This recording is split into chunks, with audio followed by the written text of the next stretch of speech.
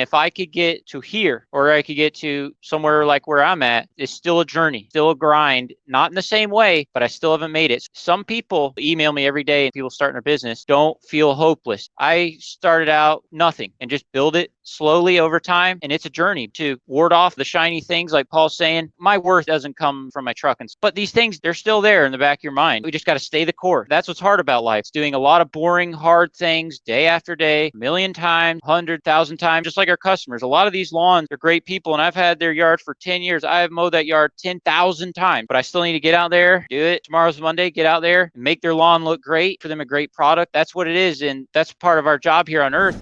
Today, I'm interviewing Tony Rudolph over in Lake Oconee, Georgia. I'm going to be interviewing him at the morning show this year at the Equip Expo. So today we're going to preview that, have a little preview jam session here of what we're actually going to talk about when we're on the big stage and the bright lights and the sold out crowd at the Equip Expo. So I got to pick Tony's brain on what he wants to talk about. So without further ado, from Lake Oconee, Tony's Lawn Care, Lake Country Lawn Care, Tony Rudolph. Welcome back to the show, Tony. Man, thank you so much for having me. It's always a blessing, if I get to come on your podcast. You came in person before. We've done a few of those, and I've been on several times virtually. And man, it's a cool thing. I can't even explain to you, how much of a blessing it is just to be a part of the community in general, the lawn community. So, man, I appreciate you so much. We appreciate you, Tony. And this year on Thursday, October 17th, at the morning show, 2024, our lineup is Jonathan Potoshnik, the Lawn Care Millionaire, and Naylor are going to kick it off at 8 a.m. And then at 8:30, Caleb Allman's interviewing Mark Bradley, the CEO of LMN. And then at 9 a.m., this is in room B103 at the Equip Expo in the big ballroom. At 9 a.m. on the big stage there, I'm going to be interviewing Tony Rudolph. I'm excited about it. Yeah. It'll be like we're at the big show then, it'll be really cool. Yeah. So I want to talk about with you here what we're going to talk about then. We have to have something of a plan because right. It's going to be it's been standing room only the last few years, and Equip is sponsored by Kohler Engines. Just changed their name. They have a new name now. It's if you take the word Kohler, yeah. So those letters are all in the word Kohler, and then they changed it to Relco. But still, Relco is now Kohler Engines. But anyway, they're sponsoring the event, and yeah, part of that, cool. Part of that sponsorship with Equip is that Relco is providing donuts and hot coffee and a light breakfast, if you will. Well, it's not light; it'll fill you up. But they'll have bananas there too. You said that we can have a cheat day that day and eat donuts there at the thing. So is that still standing? So we're following. All of us are following your instructions here on the podcast. So we booked the Red Roof Inn, right? And then we got our donuts over there, and we're good to go, right? Well, I am planning on eating the donuts. They were delicious. I had 3 the other year, and they're really good. And the coffee's hot and good. The catering company, I don't know where they get these donuts, but they're not your average donuts. They're very hot and good, and I'm looking forward to it. Well, me too. It's going to be great. Go ahead. Yeah. Before we strategize what we're going to talk about at the morning show, and again, I invite you guys to come. This is completely free. It's an awesome event that Naylor does for the community. It's on Thursday morning at Equip Expo, bright and early, 8 a.m. You do not want to miss Jonathan Potoshnik at 8 a.m. He is so smart. I recently got to go to his house and just talk shop with him, pick his brain, Tony. This guy, in my opinion, is the sharpest mind in our industry. He's going to be there at 8 a.m. So you do not want to miss that. Yeah, it's awesome. Yeah. And then stick around for Caleb and Mark, and then grab yourself a donut, coffee, and come hang out with Tony and I. But for somebody who doesn't know who Tony Rudolph is, give a quick abbreviated summary of how you got into the lawn care business. Yeah. So my dad's been in the business since '86. And so I really don't know anything besides lawn care. I mean, I have massive calluses on my hands, and it's been that way ever since I was a kid. So I don't really know a lot of difference from that. I didn't like it much as a kid doing all the things, clearing the lots, doing all the things my dad was doing. Because my dad does everything. He doesn't just mow, like he builds seawalls and cuts trees and clears lots and all of it. And so, as a kid, I didn't really enjoy it. But I think starting around, I would say 13, 14, I really started taking a liking, especially doing the maintenance. I loved learning how to edge with a trimmer and just, trimming the shrubs and doing all those things. I really, for whatever reason, around that time when I started needing to make money to do things, to run my life, I really started to enjoy it. And so I work on his crew. And then as I, 16 years old, I started kind of running a route for him, me and my brother, and sometimes another guy, and we would, run one of his lawn routes. And then it's always kind of been the plan for me and my brother, if we chose to just, give us the freedom to start our own business. He didn't give us any business, but if we'd have the blessing, to start our own business. We didn't know how to be business owners, but at least we would know the craft of actually doing it. So I started just like anyone else. Nobody like handed me yards. Even years later, my dad, he would hand me a couple yards in there, but sometimes the ones Dad would hand me would be some trouble customers that he was having a hard time dealing with. And I'm grateful because he was like, here, talk to this lady and this will be good, good for you. So besides that, I got handed no lawns. Me and my wife, I built a card on Vistaprint. It probably wasn't the best, looking back, but at the same time, we did it. I built a card on Vistaprint. We handed out hundreds of them, hundreds and hundreds and hundreds of business cards, door to door, just, old school did. I mean, this was in 2010, 2011, something like that. And then, so I started my business just like anyone else. All I had was a push mower. I would borrow my dad's 44-inch walk behind, and then I started saving up my money. So I would work in my dad's route 5 days a week. And then I would do my couple lawns on Saturday, just like everyone else, does when they start with their 9 to 5 or whatever. And then, so I gain a few yards, work on that Saturday. And then, as years progressed, then I did 4 days with my dad. And as my younger brother, he didn't want to start his own lawn care business. He didn't want to do that, which, that's totally cool. But so as he got older, he started accepting more responsibility in my dad's business. So eventually I started to where, I didn't really work with him hardly at all, went 5 days to 4 days to 3 days, whatever. And then when my younger brother got, later in life, like he took on more responsibility and my dad was like, hey, this would be a good time to just do your own. And then, so I did that for several years. And then now, me and my wife, we work hard. We paid off the house and any of our other debts over the last couple of years. And so now I have, a very stacked, kind of tight 4-day route. And then now I go back on Fridays, like maybe every other Friday or something. And I help my dad with a project that he does, whatever he's working on, whatever random thing it is, which is great. It's a change of pace for me. And so I'm still working with my dad. We're still, tied together. Like there's no like problems or anything. Like I probably work with him this Friday, whatever. So that's kind of how I grew up. I'm just a lawn guy. I've never really, like I said, I've never really done anything else. Done a little, I've done little things here or there, like there's a performing arts association, and I've done some like valet parking on some of these like exotic cars and stuff for them, some random little things like that. But I've really never had any like real money making job besides lawn care. And so for me, that's a cool thing. And then so fast forward 2013, I thought, maybe we're a weird family that we mow lawns and we do landscaping, and for the rest of the world, maybe they think that's strange. At least I felt like people thought like that. And then I stumbled across the lawn care community online, just looking for info for my business. The first ever YouTuber I ever seen, Jason Creel. He had these videos back in the day. Yeah. He was really the first one I ever seen. He would have these videos like in his garage like this, where he would be sitting on like a sit down mower. He would sit there. I watched those videos. Those videos. So that was I think first one. And then I started, I got to know Geek to Freak and stuff, after that. And that was awesome. And then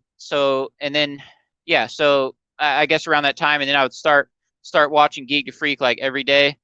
And my wife was like, what are you watching? Because this is before we had kids and stuff. Yeah.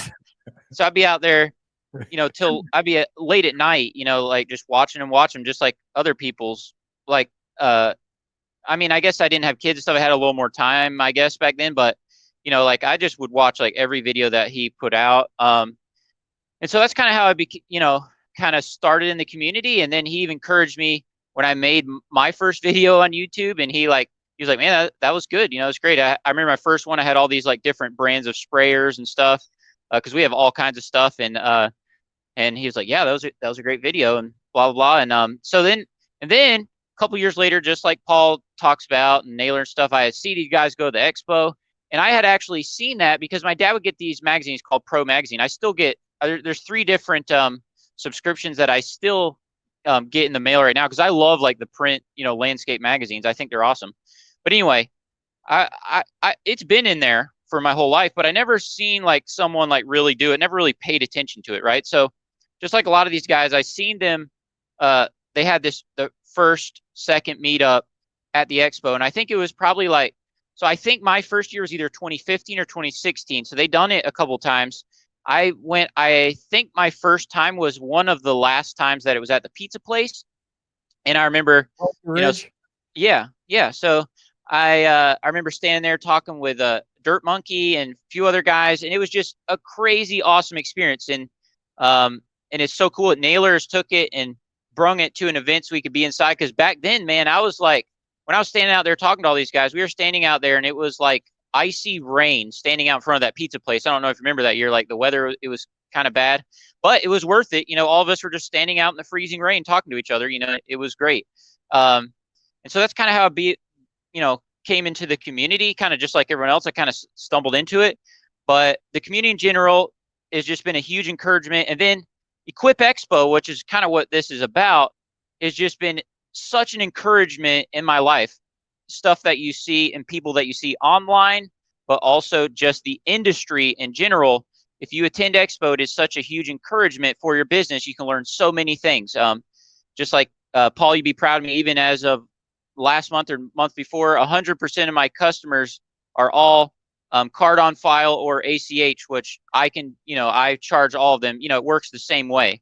But shout out to Julio Tomei. I use the same system that he uses, but and he helped me set that up. And so like there's things like this that you learn, at the expo, and it's just everyone there is pushing you to make your business better. It doesn't necessarily mean, maybe you have a small business like me, or maybe you have 100 crews, but regardless, everyone there, it's positive peer pressure of, hey, I want your business to be better for you than it was last year, whether that be you get more time back or whatever, case might be. And so that's where this whole thing comes in of being so encouraged by the industry and encouraged by the expo. And so that's kind of how I got into this. I'm just a long guy. I've been married for 12 years. I have two kids. Rivery's 7 years old. Willow's 4 years old. I'm a drummer at my church. I go to a semi-large church, and I'm a drummer at one of the campuses, and I've done that for most of my life. That's actually how I knew my wife. I was actually brought in to help with a band that they were trying to start for a youth group at this particular church, way back then. So I was brought in with who we knew that was kind of starting the band, like, hey, you come over here and do this and help us do this thing. So I would do that, and that's how I knew my wife. And I was a teenager at the time, and she was there, and I figured, man, no chance, so I wasn't nervous at all. So like I knew her for months or whatever, and somehow it ended up working out. We ended up talking and, and that kind of thing. And so, yeah, so I'm just a long guy. I'm a drummer for my church and do a few other things at church, little things that they have me do, little speaking things and this and that. But, so I became a believer in maybe like 2003 or 2004, is when I really like knew, was when I remembered of when I became a believer, when I actually, sat, face to face, and that was the time when I really know, okay, this is when I, gave my life to the Lord. And so I serve in the church, got several like men's group things I'm a part of, on a weekly basis. Like I said, a lot of music things, and then also trying, and running my actual lawn care business, and and then of course trying to do a little bit of stuff, here on social media and stuff. But you guys out there, you should come to the expo. You should hang out with us this year because it's just a huge encouragement. Like I I know for a fact that my business is farther ahead because I attend this event than it would be if I didn't, or if I didn't, kind of follow what's going on. So that's kind of me in a nutshell. I mean, I'm just a regular long guy. I'm not anything super special.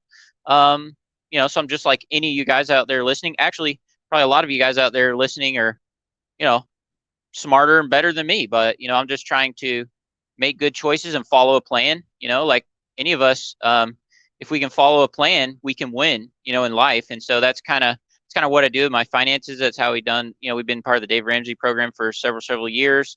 And so, I have like an investment guy that we work with all the time. I don't talk to him all the time, but I just follow the plan. So if we just follow a plan, we can be wealthy. And part of following a plan in our lawn care business is, hey, what are our rates? How long is this taking us? Are our routes tight? Credit card and file, whatever it may be in your business, you need to keep making it better and make changes each year. But that's me. I'm a regular lawn guy. I'm a father, I'm a husband, and just trying to take it one day at a time and follow the Lord and what He's given me and do the best I can. Be a good steward of what He's given me. So yeah, that's pretty much it.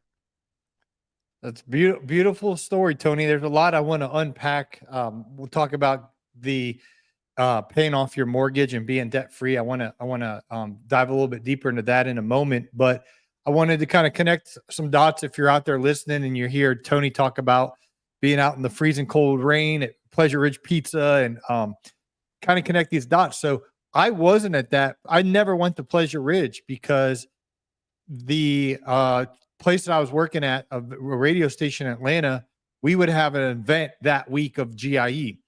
And 2 years in a row, it was mandatory. Like we'd get an company email, like you got to be at the event, yada, yada, yada. So I missed it 2 years in a row, and I'm on YouTube, and I remember it raining, like just as a YouTube viewer. I'm like, I remember everyone's out there and it's raining, and Calfus was there, and you and Greg and Stan, and like I'm watching all these videos, and I was like, man, I wish I was there. I just like the community in 2014, 15, 16 on YouTube. It was so special. It was crazy. Yeah, it was so tight knit, and that's how I met Naylor. That's how I met you. That's how I met Greg. That's how I met Jason Creole. And what's crazy is, Tony, I've been to everyone's house. I've been to your house. I've been to Naylor's house. He cooks some really good burgers, by the way. You guys we're in Midlothian, Virginia.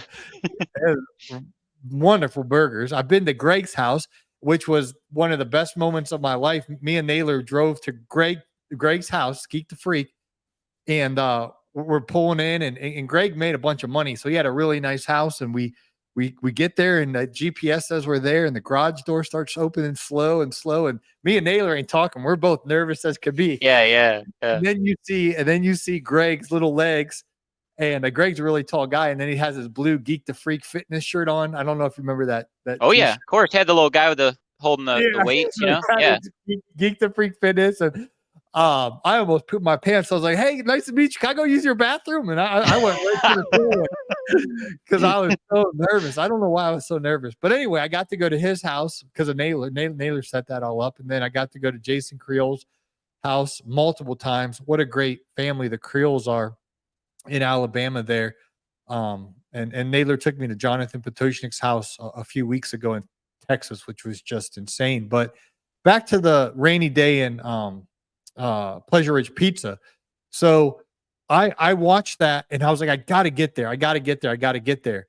But there were so many people there that the next year Naylor's like, hey, why don't we meet at this cavern, which is like a cave in the wall type thing. I don't know how to explain it. Like amazing. Yeah. So Naylor kind of took, because Greg after that Pleasure Ridge where you were at, Greg became the #1 YouTuber in the entire world. Like he was Mr. Beast before there was Mr. Beast. And for 10 weeks in a row, he was the #1 channel, not in lawn care. I'm talking in all of YouTube. Like Justin Bieber's Vivo and whatever the popular singers of the day were. This is 2013, 14, whatever, or 15. I don't know, whatever it was. He was #1 10 weeks in a row. And so as you could imagine, he got 13 billion views with a B. Like he shattered YouTube records. His videos were so popular. And so anyway, some things, he made a bunch of money and just some things he kind of took a break. So he hasn't been to Equip since.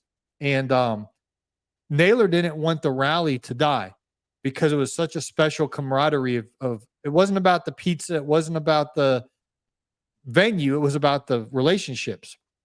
So he was like, you know what? I'm gonna step up as a leader. And he booked a venue, the Cavern, and he got some sponsors to pay for it because it was expensive. Service Autopilot, Jobber, Toro, Echo. I had the t-shirt. I forget the they give out t-shirts every year, so I collect them. But anyway, it was at the Cavern, and then it was at the Cavern again the next year, and then the next year, and then they had the year that there was no show, and then they moved it to a place called something Copper and Kings. Copper and Kings Outdoors. It was there for a couple years, and then finally the Equip Expo, was talking to Naylor, and they're like, "Listen, Naylor, your guys are drawing 650, 700 people to this event. How can we be a part of it? Like, how can we support it?" And Naylor's like, we don't want to be at the exposition hall because it would just be too corporate. Like, we don't want that. They're like, well, we really want to be a part of it. And so they're like, what if we rent you out the best room at the Yum Center overlooking the Ohio River on the executive suites, this gigantic room. So it's been really fun because now the Equip Expo, blesses our community with this epic big room and food and all of this stuff. It's pretty sweet. So that's going to be on Thursday night, October 17th, this year's version of we call it the YouTube rally.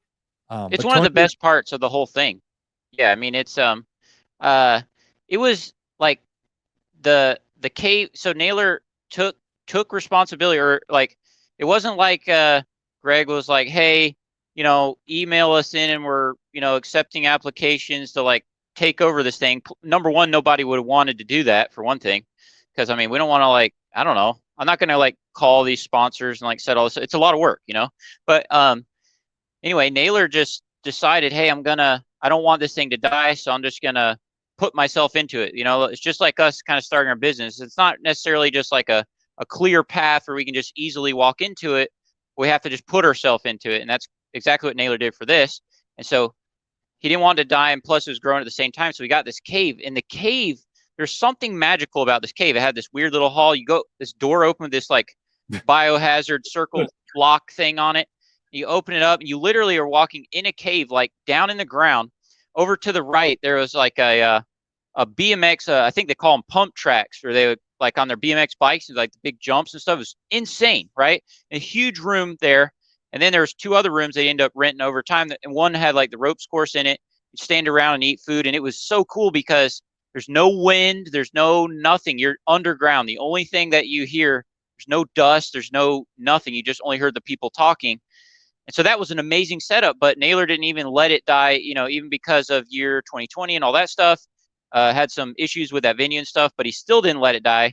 Found another place, Copper and Kings. It was kind of a half outside, half inside. Cool venue, kind of like a destination kind of brewery kind of place. And that was cool. But what Paul's talking about is they're at, like, in this, I would categorize it as like maybe like a room, like maybe, let's say, I don't know, there's bands that come into this arena and they're having like a private party or whatever, whoever did, Justin Bieber, whoever.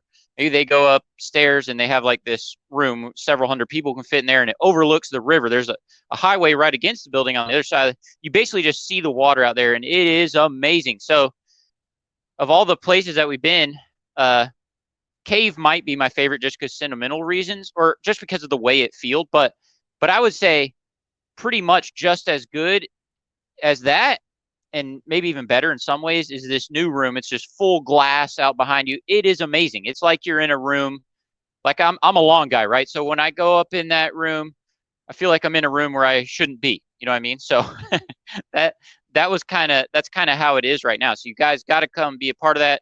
Don't be late. I hear some guys like had problems like getting down there or something like that with, like, I don't know, it was with the bus or the traffic, or they're saying like people wouldn't let them in.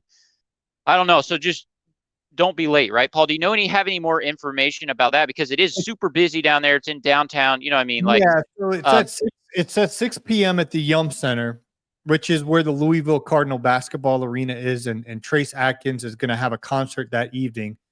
And so you probably want to leave the trade show around 3:30, 4.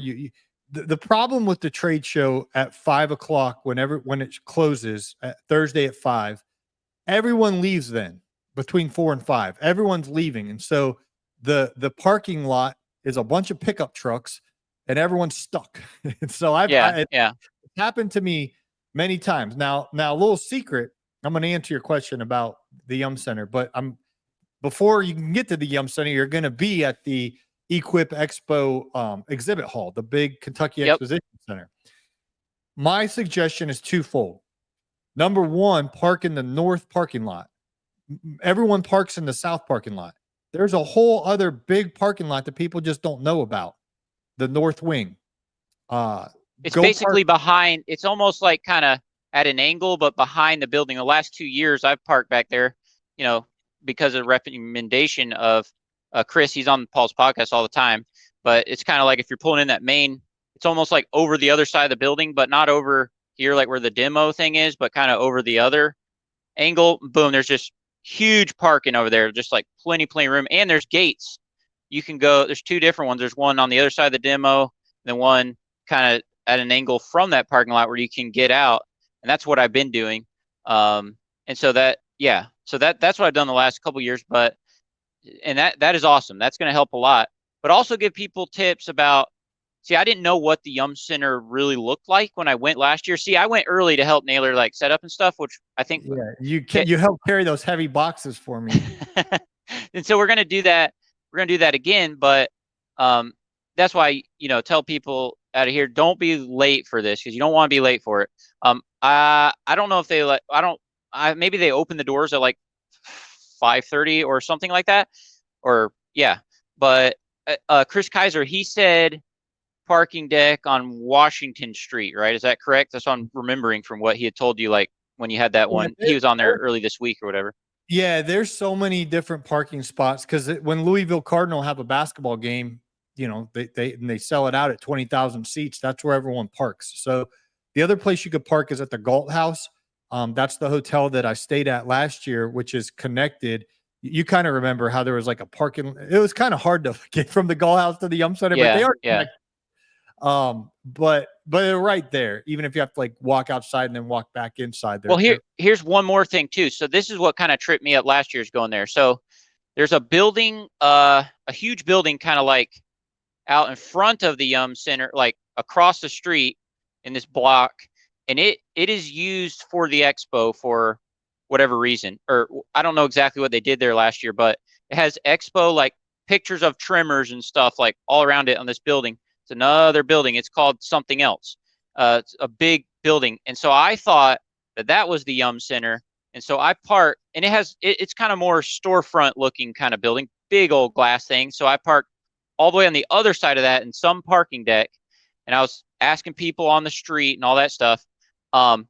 So you want to find the building. It's a huge building. It says KFC Yum Center in huge red letters on it, close to the river. So if it's not a huge building out by itself, outside, it says KFC Yum Center, you're not at the right spot. So you want to find that. And then hopefully this year I can get a parking deck that's kind of close. Cause me and Emily, we walked, we were, I don't know, several blocks away. It wasn't too bad, but I want to find a better parking deck to be in this year. So that is one thing. Yeah, I'm Googling it right now. Well, hold on. Let me switch this over here. Trying to do two things at once here. I just did a simple Google search. There's a Yum Center parking garage, right? Where that must be the one Chris Kaiser was talking about. But that you can just type that into your GPS and that from the picture. Which I'm sure that one's going to get full pretty quick, though. Yeah, but all I would suggest. Go ahead, Tony. He mentioned one that was on Washington Street. Is that the same one? He kept mentioning that. He mentioned that several times on yours. Yeah, that looks like it's not the one that I just pulled up on Google, but that's what Chris said, the one on Washington Street. But there's plenty of parking down there. The issue is you're not going to be able to just whip right over there. You got to give yourself plenty of time. That's why I'm suggesting leaving the Kentucky Exposition Center 3:30, 4. If you're going to go get a shower or go swap clothes or something, and then get to the Yum Center by 5:30 or whatnot. And then once you get inside the building, just go up. Go up the Escalator. escalator. Yep.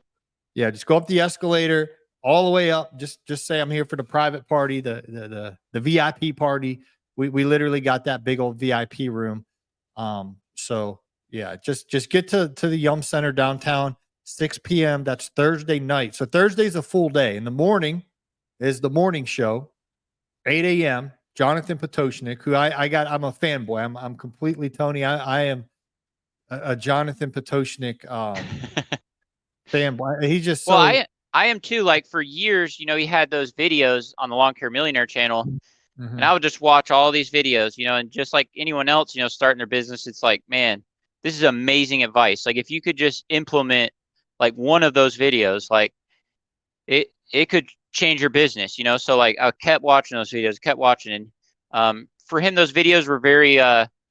For him, it was like a formula. Business was like a formula, or like a game. He's just like, yeah, if this happens, take this, do this, hire this person, fire this person, find the people, money to have them and hire. So he's seen business like those videos. He didn't view it as like a really like a emotional thing.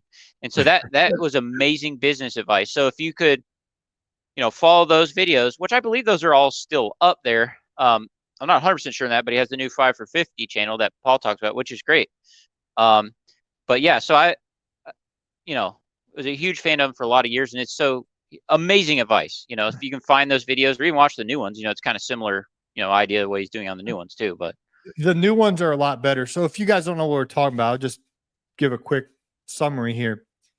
The Lawn Care Millionaire, Jonathan gets mad because it got misunderstood, and he is a millionaire. His net worth is beyond 100 million. He's a deca millionaire. He's very wealthy. But his point was, you can become a lawn care millionaire. Not that I'm the lawn care millionaire, which he is. That would be a true statement. But his point was, if you are in the lawn care industry, you can become a millionaire. You can be a lawn care millionaire. Here's how you do it. And we'll get to your story in a minute, Tony, of investing and getting out of debt and all of that, because that's part of becoming a millionaire.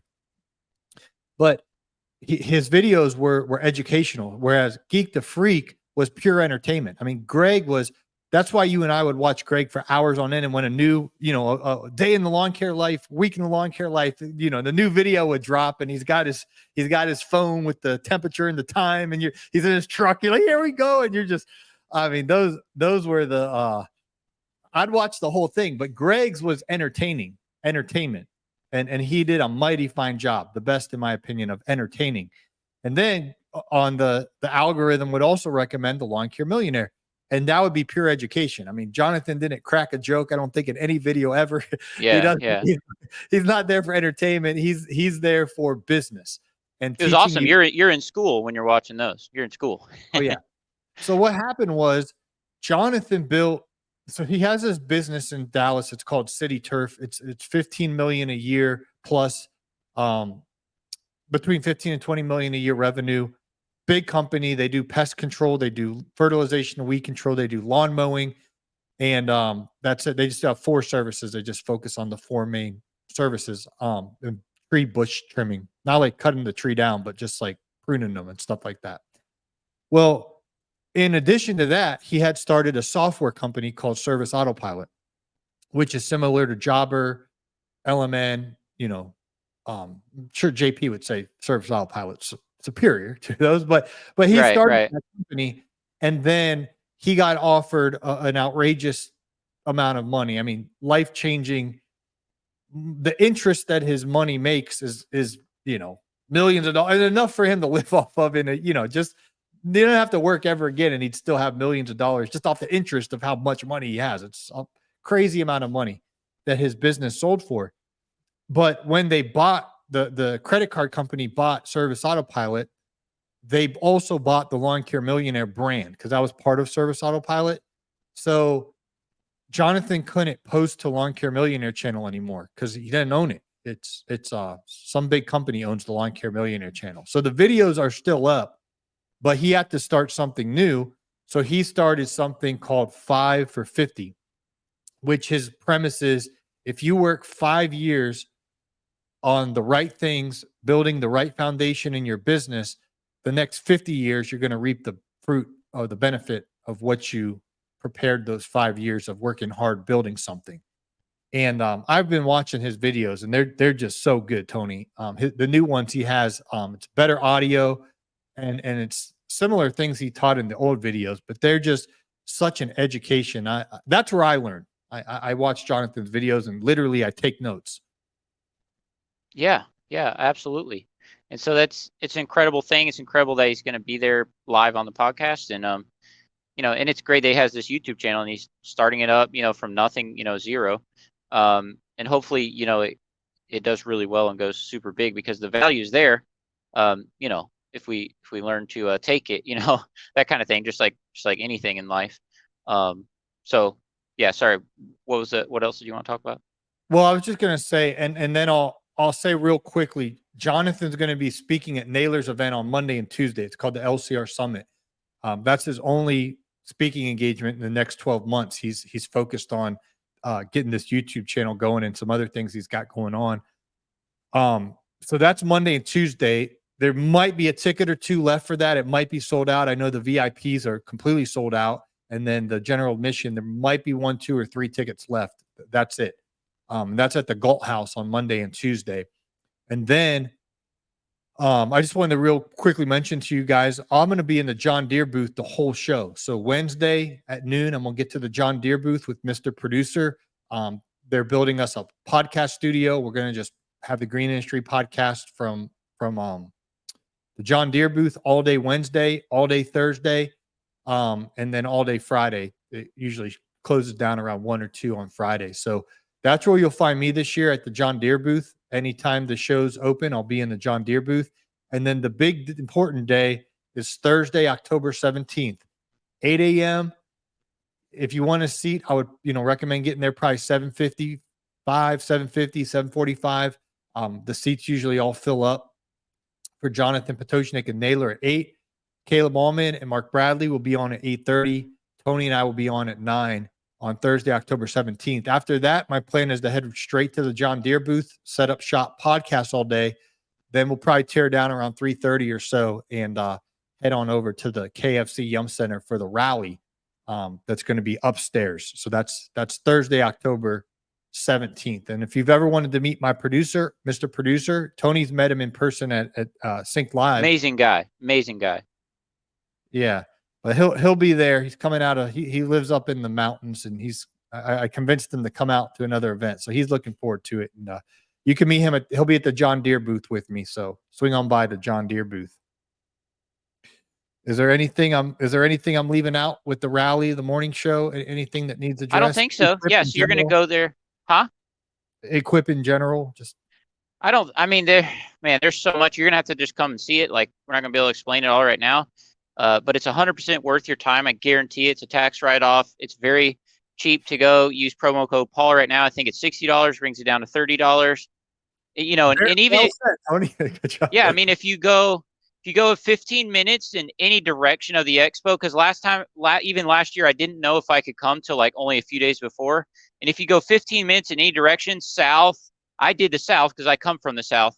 You can get hotels for very reasonable rates. They're not full because it's during the middle of the week, and if you go 15 minutes away, they don't know about the expo, the hotel. So, if you go 15 minutes southwest, whatever, yes, that's not as convenient, but I'm saying if you guys are listening to this and you're thinking, oh, we're less than a month, I can't get a hotel, blah, blah, blah. You can get a hotel because I did it last year, only 3 days before, and I got a hotel. So you can get a hotel.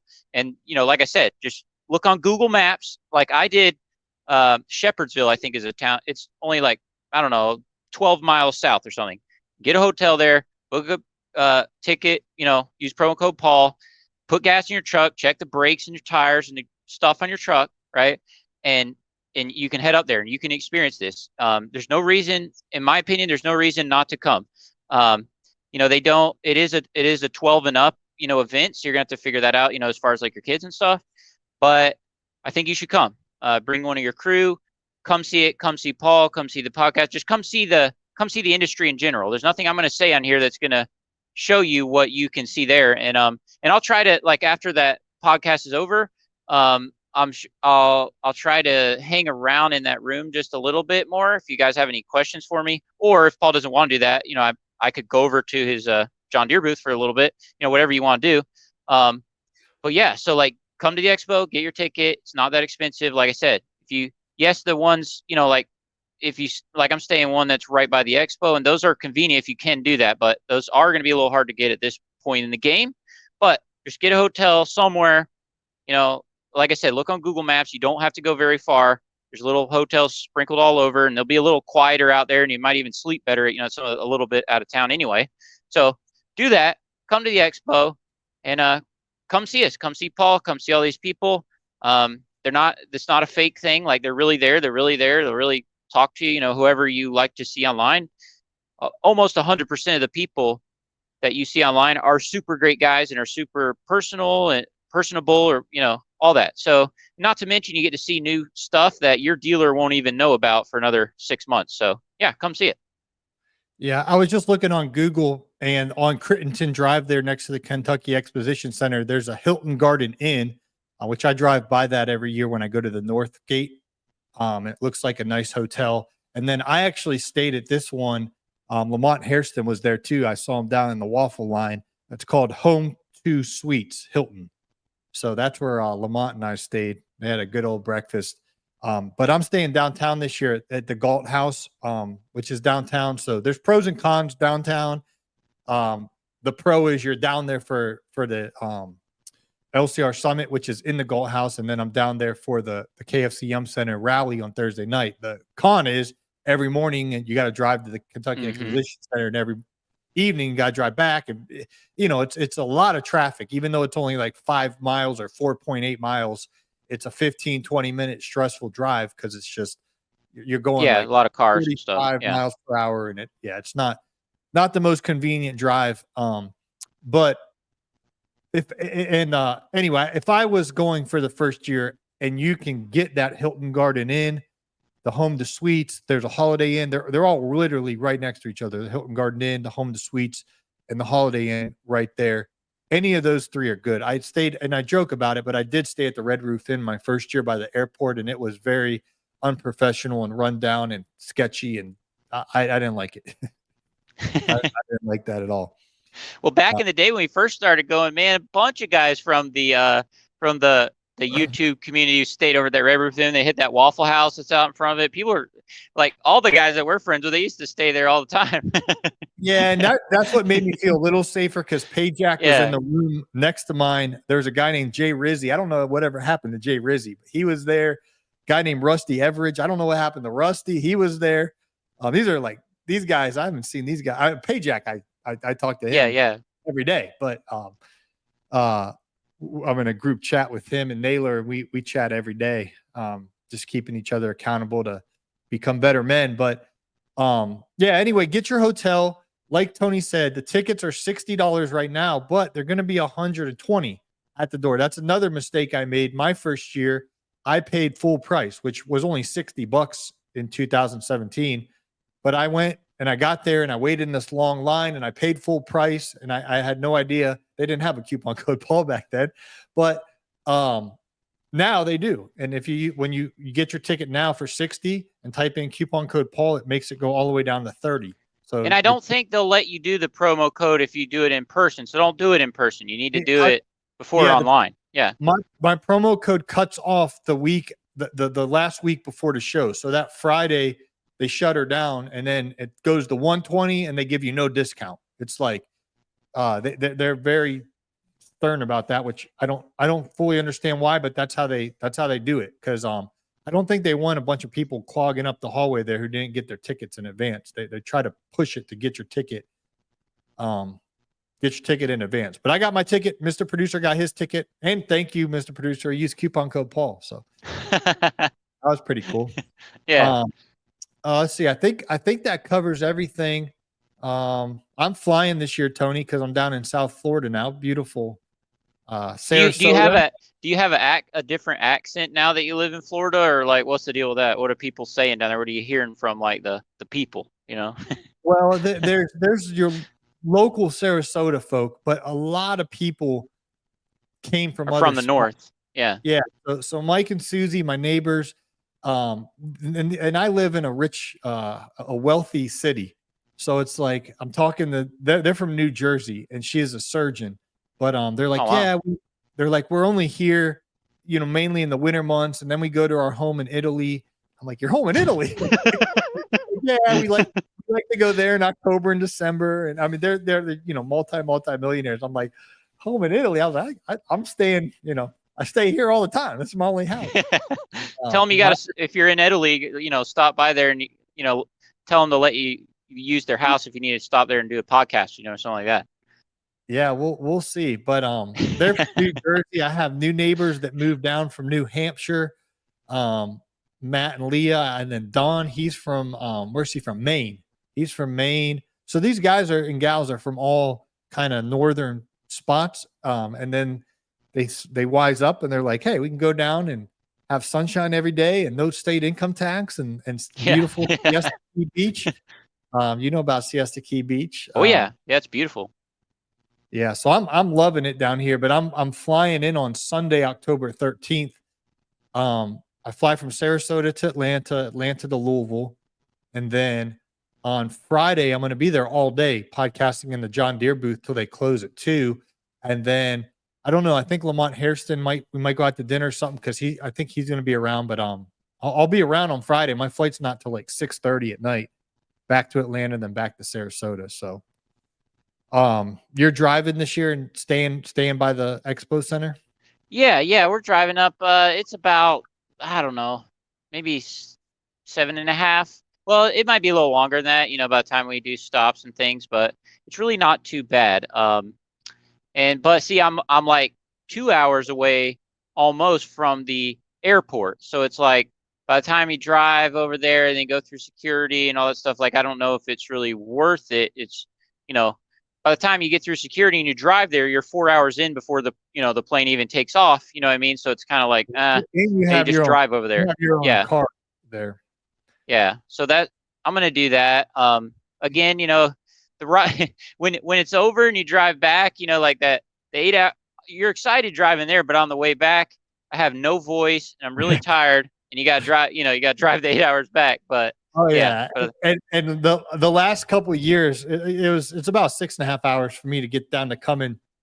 And on Fridays, Naylor would call me and we'd debrief because we had the morning show, we had the rally, we have the drama and all, there's all kind of things behind the scenes. It's just a lot. Naylor's got all the responsibility on his shoulders. I'm just his friend. That's like, I mean, he risks it all to do the morning show and do the rally. And I mean, he puts a lot of effort into this, and there's so much moving parts of all this. So we debrief, we talk about how it went, what could have went better, how we can make it better the nenext year. But we're on the phone on Friday driving, and I got it on Bluetooth. My voice is, I was like, Naylor, and I'm like, he's tired, and I'm like trying to talk and I can't because my voice is gone. But what we talked for like 4 hours on the way home, just like debriefing how epic last year's show was, and this year's set up to be even better. I need to make sure I don't talk too much on Wednesday so that, I need to make sure that I can be able to talk, on Thursday morning. You know what I'm saying? So yeah, set like 10 alarms. Make sure you're there on time. Oh yeah, I'll be there on time. Do you 6:45? Is that when you get there? I'll probably get there about 7. Yeah, 6:45, 7. But you don't have to get there that early. I don't mean like I won't be there. I just mean like I hope because you talk to so many people Wednesday. I want to have voice left. When I get to I hope I want to be able to talk. When we go on to the podcast. That's the thing. I got the cough drops. I been keeping those with me. Some like honey cough drops. Those does help because you told us about those on one of your podcasts months ago, and that does seem to help. With that kind of thing. Yeah. But hey, Willow, how are you? Sorry. Well, I see your kids coming in. I had one more question for you. I wanted you, if you have time to unpack your Dave Ramsey debt-free, paying off the mortgage, building your net worth story. If you have the time, Tony, I would like for you to at least share a little bit about that journey. Yeah, absolutely. Example. And I definitely want to, just giving you a heads up, when we are at the morning show, I want that to be a part of the conversation. I'll ask you some question about that, and gotcha. In front of the live studio audience, you can maybe explain more, but I think this is powerful that you don't have a mortgage. And I've been to your house. It's a nice place, debt free. You're building your investments, it sounds like, and the compound interest and your net worth is growing. Tell us the story. Yeah. So I'm trying to think when it actually started. Hey, Willow, don't be too loud. I'm on a national podcast here. So she's digging in the toy box over there, but I like but that. National. it's actually worldwide, but but anyway, but yeah, so don't pardon that if you hear any noise, my kids she's getting something out of the toy box over there. But anyway, okay. So yeah, so I would say maybe 2016 or something like that. Me and my wife were invited to take the Dave Ramsey course at my church. It was actually at one of the other campuses. Like, it wasn't the one that we go to right now. I mean, it's part of our church, but you know what I'm saying? We had to drive to another town to go to, is what I'm saying. So, but we're like, we're going to do it. I actually went through Generation Change as a kid at another church that we went to down in Covington, Georgia, kind of a large church there. But I was a kid and I paid attention to some of the concepts, but I was I don't know, 14, whatever, and some of the, a lot of it I honestly I probably didn't really pay attention to. So I started to listen to Dave Ramsey a little bit, like podcasts and stuff, kind of around that time, and then we found out that they were having a course at one of the other branches of our church, and we're like, we got to go, because I started listening to the podcast at that point. And so we did that, and I went there, and just like everyone, when we go to the course, you find out some stuff, that that I wasn't doing right, like I had a truck payment, and we're building our credit, like people do, as normal young people do, for variety of different reasons. Anyway, so I had little debts. I had payments on mowers, not these mowers, but some ones that I had back then, and random things that people do. But I took that course, and I'm just sitting there, and just like the whole time, it's just like blowing my mind. The Financial Peace University. So, man, if it has Arthur and Ned or whatever, these two people, Ben and Arthur. There you go. So, seeing that and seeing so many things and showing the math of Dave, in the course, or at least they revise the course all the time, but the course that I went to, he would break down of like the average person's car payment, and then what if you had took that same money for this amount of years and what that money would have turned into. And he's like, I hope you like your car payment. And it blew my mind. So like all these things are just blowing my mind. But then, just like everyone, then it's the hard part, during the course is over, got to, start actually doing this stuff. So we start, building our budget, and, I'm not making a super ton of money at the time in my business. I mean, better than I was maybe the first couple of years, but it's just like everyone. I don't know, it's what, 4 or 5 years into it. So, I mean, it's okay. But, so we start building our budget, me and my wife, we get on board, we start doing these things. And then we start, just like they tell us, we pay off the smallest thing. Maybe we had a few hundred here or there in credit cards or things. So we do those first. And then, I think I had a few thousand on the truck that I had at the time, and we work on that.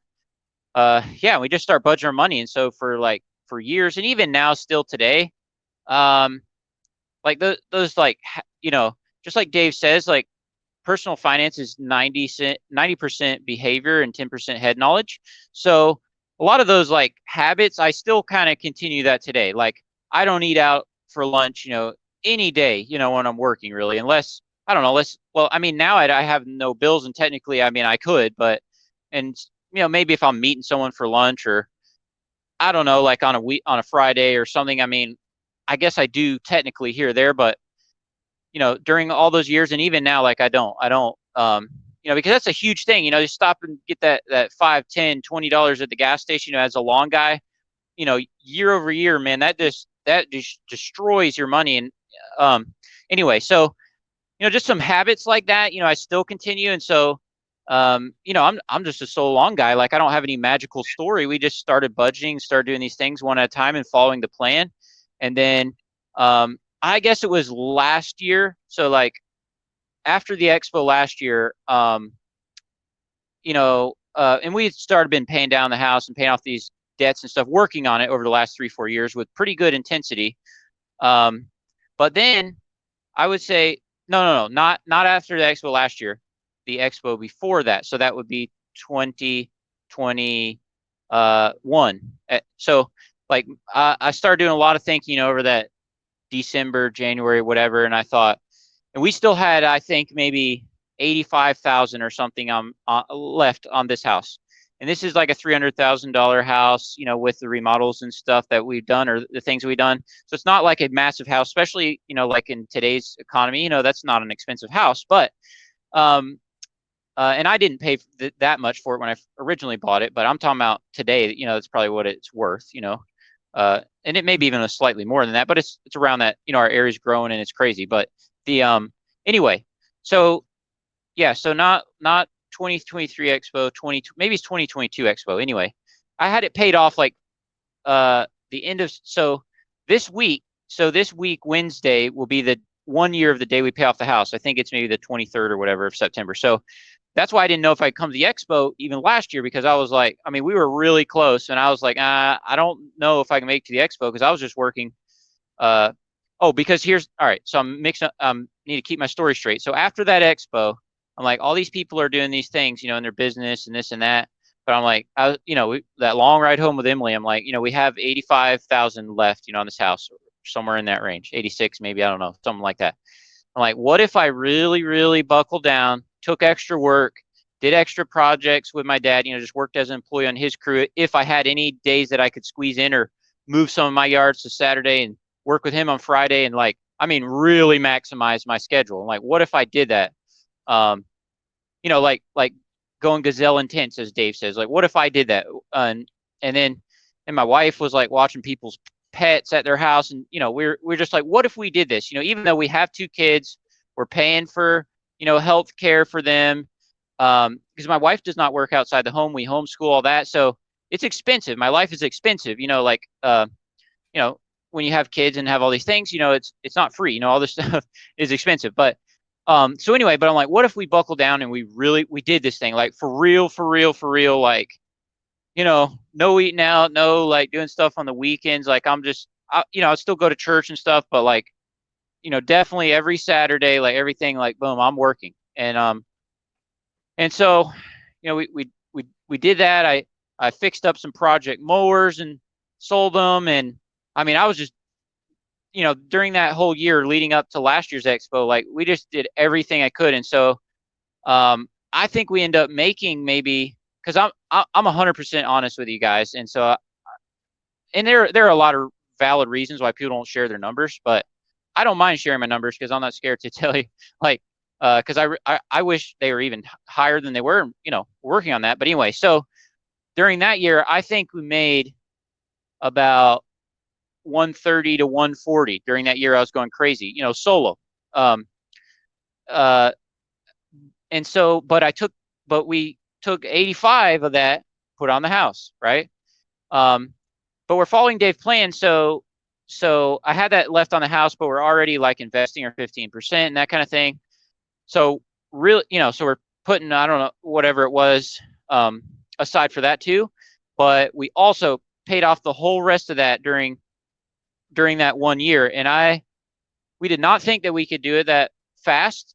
And I don't think you can unless you get really focused on, it's just kind of how Dave teaches it. Like, and so we did that. And so that's why I was so last minute coming to the expo last year, because literally we paid it off like a week or 2 before. Mm-hmm. And I was like, man, I'm this close to the finish line. Like if the house ain't paid off, I can't, like, I'm not going to go there owing $2,000 on my house and go to the expo. I'm not saying that still wouldn't be a bad idea, but I'm just saying, man, I'm going to do this thing. And so, because it takes that kind of focus. And so, but me and my wife talked about, and we were like, man, but if we do pay off the house, we cannot not go to the expo. You know what I'm saying? If we pay this thing off, like we have to go to the expo and do this because we have nothing else. We have no excuses really at that point. So so we did that. And so we paid that off. And then so now, obviously I don't want to work 6, 7 days a week. So I'm doing a little less work than last year. Obviously I have I cut off a whole neighborhood out in this one section of town. And so really I just work in Reynolds and in the Landing that's across the street. I have 3 yards that are in my neighborhood down here on the road that's the houses are on the lake right here kind of behind my house.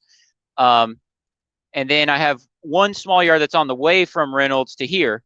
But like that's it. Like my whole route is like every day I basically go.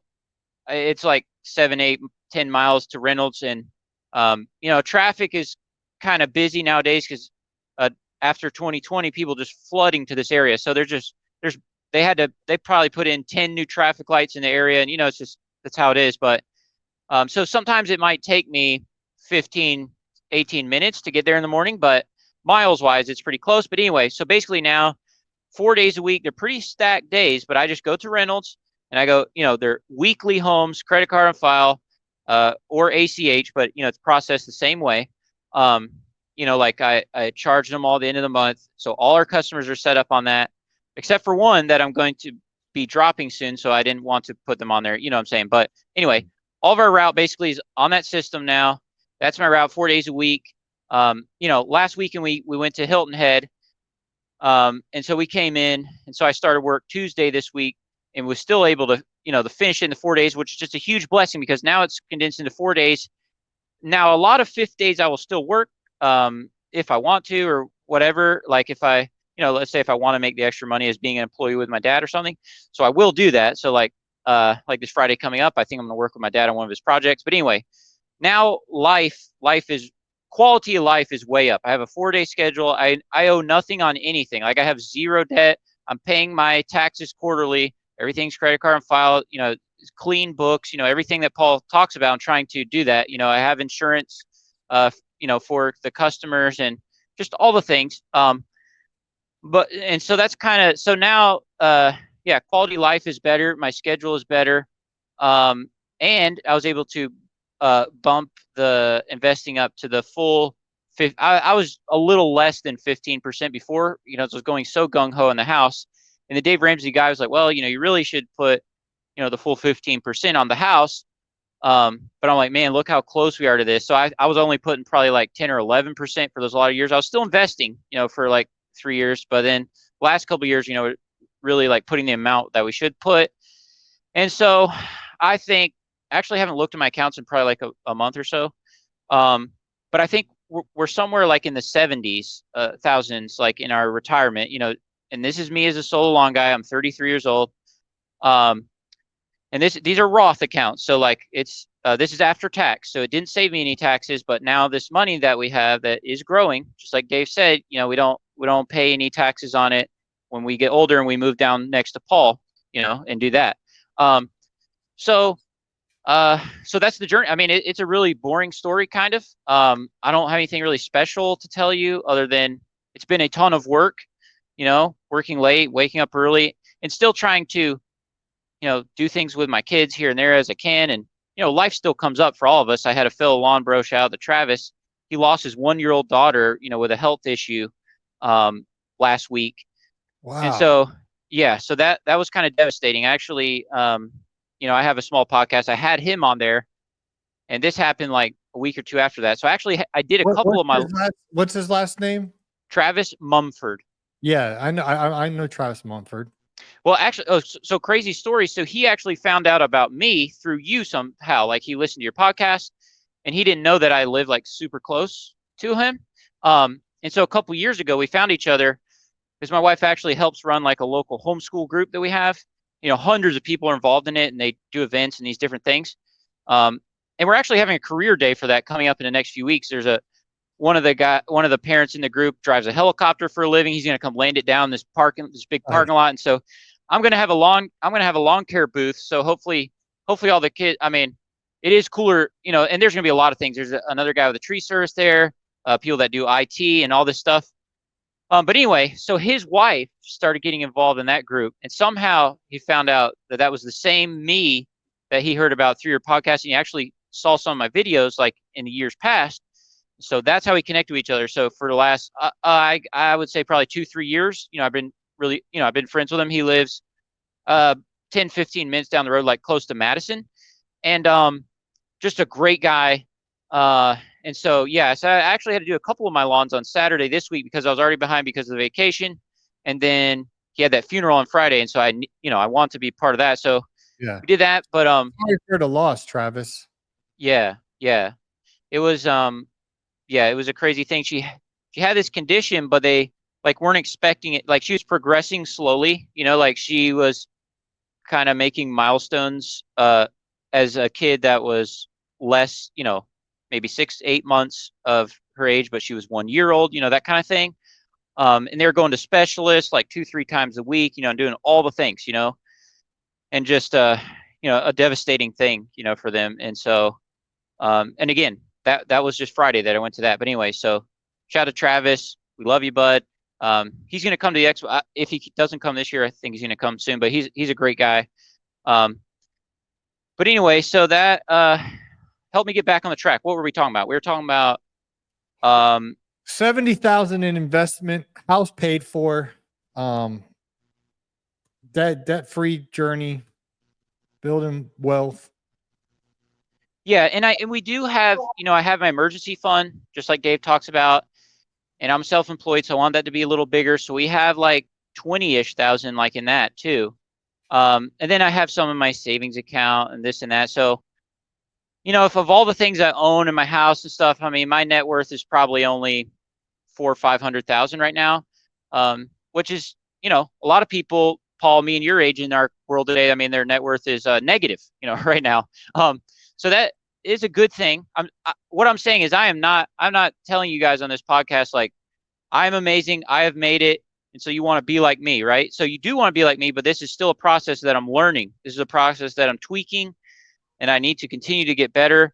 You get even better at my pricing, better at my routes, all the things, just like all you guys, efficiencies, scheduling, everything.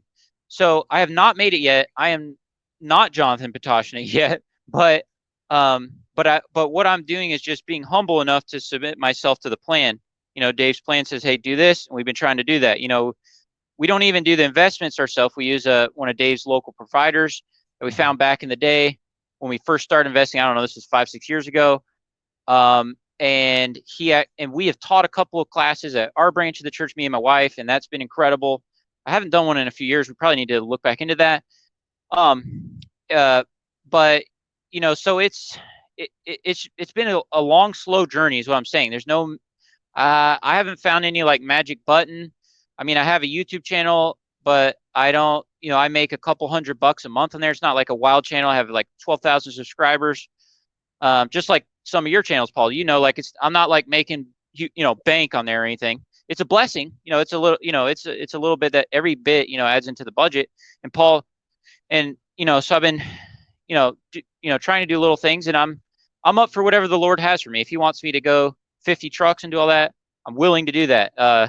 If he wants me to, I don't know, do whatever it is that he has for me. If he wants me to, grow a big YouTube channel or something, I haven't been putting the work in to get that fruit from it, but I'm up for what the Lord has for me, and I have not made it yet, but I'm just trying to follow the plan and just take each day. Cause I think here's where I think the train goes off the rails, right? You're out there, like my truck, for example. I have one sitting out there, that Ram pickup truck that was here when you were here, Paul. I still have it. It's a pretty nice truck, but just like any truck that's starts to get old, it starts to have issues. And this is where the problems is, for long guys. You're out there, you got 1 million yards left to do, and boom, something happens to your truck. The truck is paid for, you have no debt. I don't have 70,000 that I want to put on a truck, right? And so this is where guys get in trouble. They go down the bank to get a loan for some truck that they pay 30,000 for, and it's still a used truck, still has problems, still this thing, and they're paying a ton of interest, or even worse, in my opinion, they go out and buy a brand new one. Because making the numbers that I'm making, I don't think that supports, buying a brand new truck because I mean, I don't buy anything unless I can buy in cash, right? So I think that's where these little things, that's where it gets really hard. All right. Cause it happens to me. I go through my route and my truck can break, right? Then I have to make it a decision. Okay. Am I going to get this thing towed back to my house and take the gas tank out of this truck and replace the fuel pump? And I did that like, I don't know, like a year ago or something that happened on my truck. Had no fuel pressure in both banks. Boom. Okay. So I bring it home and I do it right in my driveway and I get it back running. So I'm back on the road, right? And so these things are going to happen, and that's where I think your journey can get messed up because all this, it sounds good. It sounds good right now, but what happens when the wheels fall off, or when you're out there in your yards and you're hungry and you want to go down that Chipotle and spend $25 and sit in the AC for a little bit? Boom, that's where it gets hard. And so those little decisions each day, that's where it gets your financial map off track, in my opinion. Like, it's not going to happen overnight, but doing small bad decisions each day, can derail this thing pretty quickly. So so now this year, I have zero bills, still going to make most of the money that I told y'all that I made this year because, made my route even more efficient. I have a better headspace now than I've ever had. I mean, if they don't, if they're can't be happy with my product, I don't need their yard, so like that is a great feeling to have, and that changes how I run my business. And then that in turn actually helps you to land more jobs, just like our friend Andy Mulder. It's exactly how he talks about on his podcast, which he's just an inspiration to me. Every podcast that comes out on the Mulder Life Outdoors, I listen to that, which it's only once a week, but I hit that up, when I'm out mowing, as well as your podcast and all the other, He's in the Mr. Producer Network. His producer is Mr. Producer. So you're listening to a Mr. Producer production with Mulder Life podcast. Yeah, he's on there every week, like trying out them gummy bears. I'm like, man, I could go for some gummy bears right now. Like, I wasn't even thinking about gummy bears, but man, like it sounds good. I don't know, like I don't watch the video version, but it sounds great. And yeah. So anyway, just a huge inspiration to me. I still have a lot to learn. There's most of y'all out there are probably making more money than me, but I'm just trying to follow the plan and trying to do things right and trying to be a father to my family and try to be there with them, be present. And that's part of the reason too. I haven't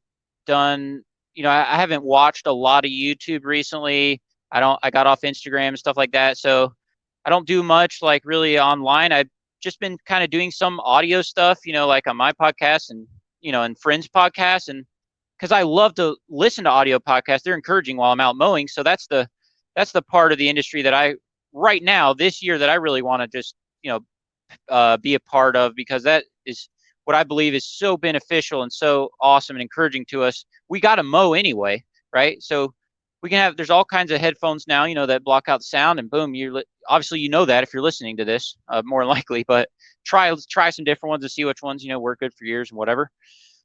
But yeah, so that's kind of the journey that I'm walking on. But what I'm saying is I have not made it. It's still, I want it needs to keep getting better. I want to keep getting better. I have not made it. I'm not there yet or anything like that. But as far as the numbers and stuff, it looks better than it ever has. And my quality of life is better than it ever has been. But that doesn't mean like, hey, look at me because I have it all figured out, because I do not.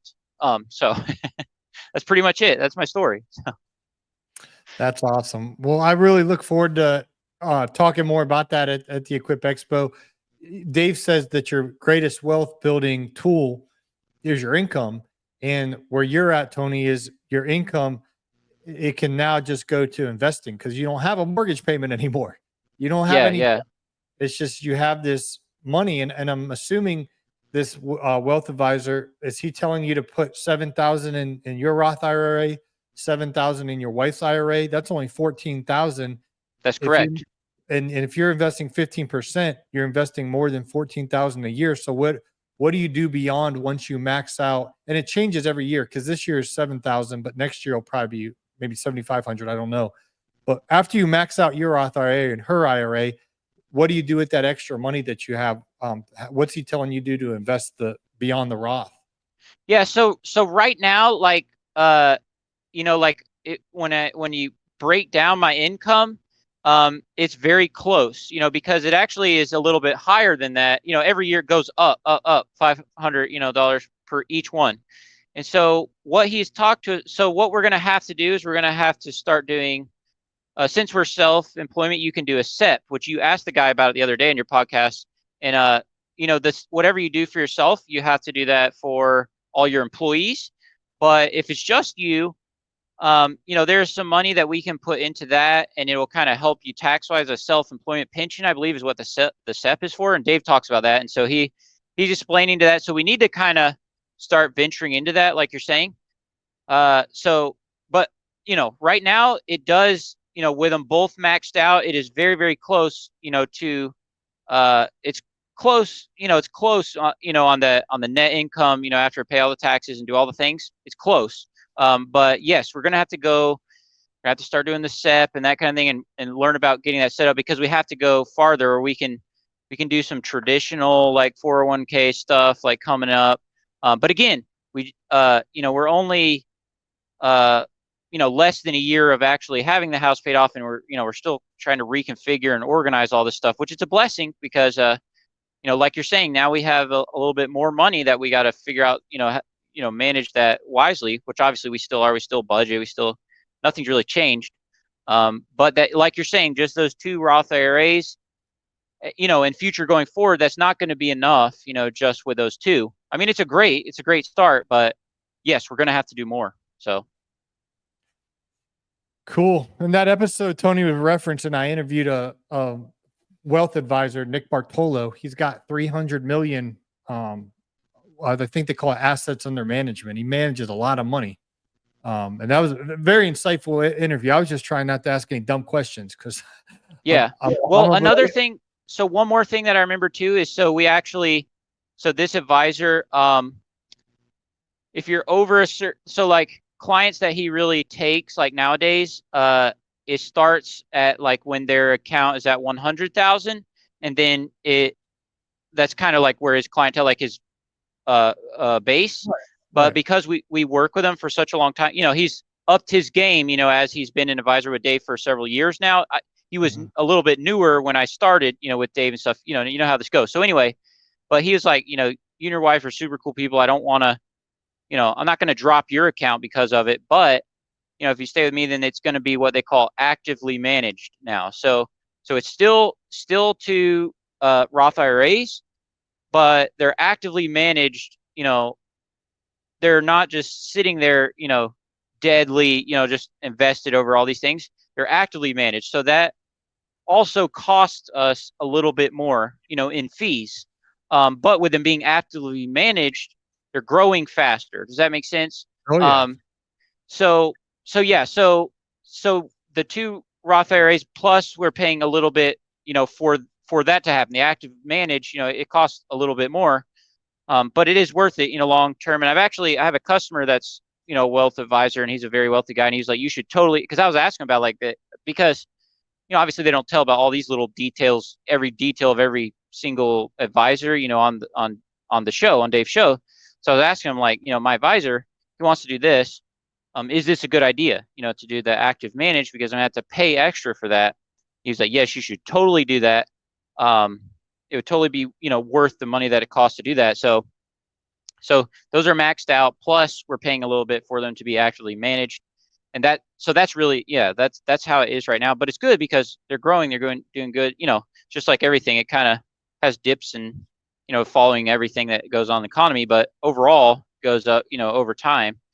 So what was back to what you're saying again? I think you answered. I was just wondering what the wealth advisor suggested, what advice he gave you, if it was the 7,000, the Roth IRA for you, 7,000 for your wife. You kind of answered, once it's in the Roth IRA, you have to, it's just sitting in an account. You have to invest it then into something. So he obviously knows some good mutual funds or index funds, or he manages all of that to make sure it's working for you. Well, it's, so like if you just, so let's say any of you guys remember your guy said that you could go on Fidelity or Charles Schwab or whatever. So even though they're spread out over all these companies, they're not actively managed. So they're spread all out, and they're going to grow and dip and that kind of thing. But over all those companies, see if they're actively managed, and there's people like in these wealth, things that are, it's still all inside of those accounts, but they can move some of the shares to some of these companies, as it goes up, and it's actively managed. Whereas if you just go on Schwab or whatever and you make your account, you pick all these things, which I don't recommend you do that by yourself, because there's just a million of these like things, like all these companies. It's very difficult to understand all the columns and stuff. Like there's kind of a lot that goes into it. But anyway, even if you did that all yourself and you put in all these, you picked out whatever ones that you thought that you wanted or whatever. Well, if like one, is like doing bad or whatever, like those ones that you picked when you set that up, if it's not actively managed, that's it. That's all you get. Like they're sitting in there. And overall, yes, over long term, it probably will still do well. But if it's actively managed, it's just like, like this wealth advisor, if he's managing wealth for someone that has 6 million in there, they're actively managing it all the time. And so my accounts, even though they're in Roth IRA, they're managing, they're kind of watching like every day. They're not just filling out the paper and it goes in the closet, they don't think about it for 30 years. That still does work, but if I was going to stick with this guy, I had to go with the active managed thing. And I seen the benefits of it, because yes, it costs a little more fees, but you can, the growth is more, like of what, when they're actively, like they're checking on it like all the time, you know what I mean? And I'm not going to do that.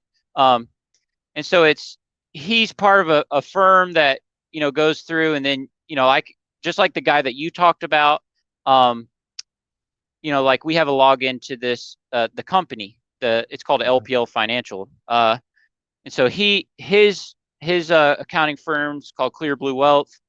They go through LPL Financial, and then boom, then we have the accounts, whatever. So we can go in and look at them and stuff like that. So that's kind of how it is. So both work, and they both do the same. But he showed me the breakdown, like exactly how it works. But it's just, if it can be actively managed, that is good. But see, most of the time people will not, they don't want to even start actively managing it until you hit that 100,000, because even though you're paying extra, it wouldn't be worth it for them to work on it until you're at that point. So that's why I don't think Dave really talks about that, because it's going to take people a while before they're at that 100,000. So even if they just set up that's not the word for it, but like a dead Roth, that's not the word for it, but it's just like a not active managed one, just like a normal one that you can sign up for, that will still be good. But yeah, and if you're just listening, you're like, I don't have a Roth IRA, Paul, and I don't want to speak on behalf of Tony, but I'm trying to plead with you. Like you said, Tony, don't go eat out Chipotle and spend $20 until your $7,000 is in the Roth IRA for the year. Like whatever you got to do to set that money aside, and then next year, maybe you can put in a little bit more. They raise it every year. But if you're just starting out, because that's very common. My brother's a certified financial planner, and most of these companies have 100,000 limit. It's very, very, very common. But for your first year, you could use Charles Schwab, you could use Fidelity, you could use Vanguard. You just open up the Roth IRA. It's very simple. Put your $7,000 in there, or $500 a month until you hit the limit of 7,000. Then you can just buy an index fund. The S&P 500. It's you can get the VOO, you can get the IVV, and what those index funds are. Those are the 500 biggest companies in America. IVV and VOO are the same one. It's S&P 500. It's just Vanguard owns the one and BlackRock owns the IVV one or whatnot. And this isn't legal advice. I'm not a financial advisor or anything like that. Right.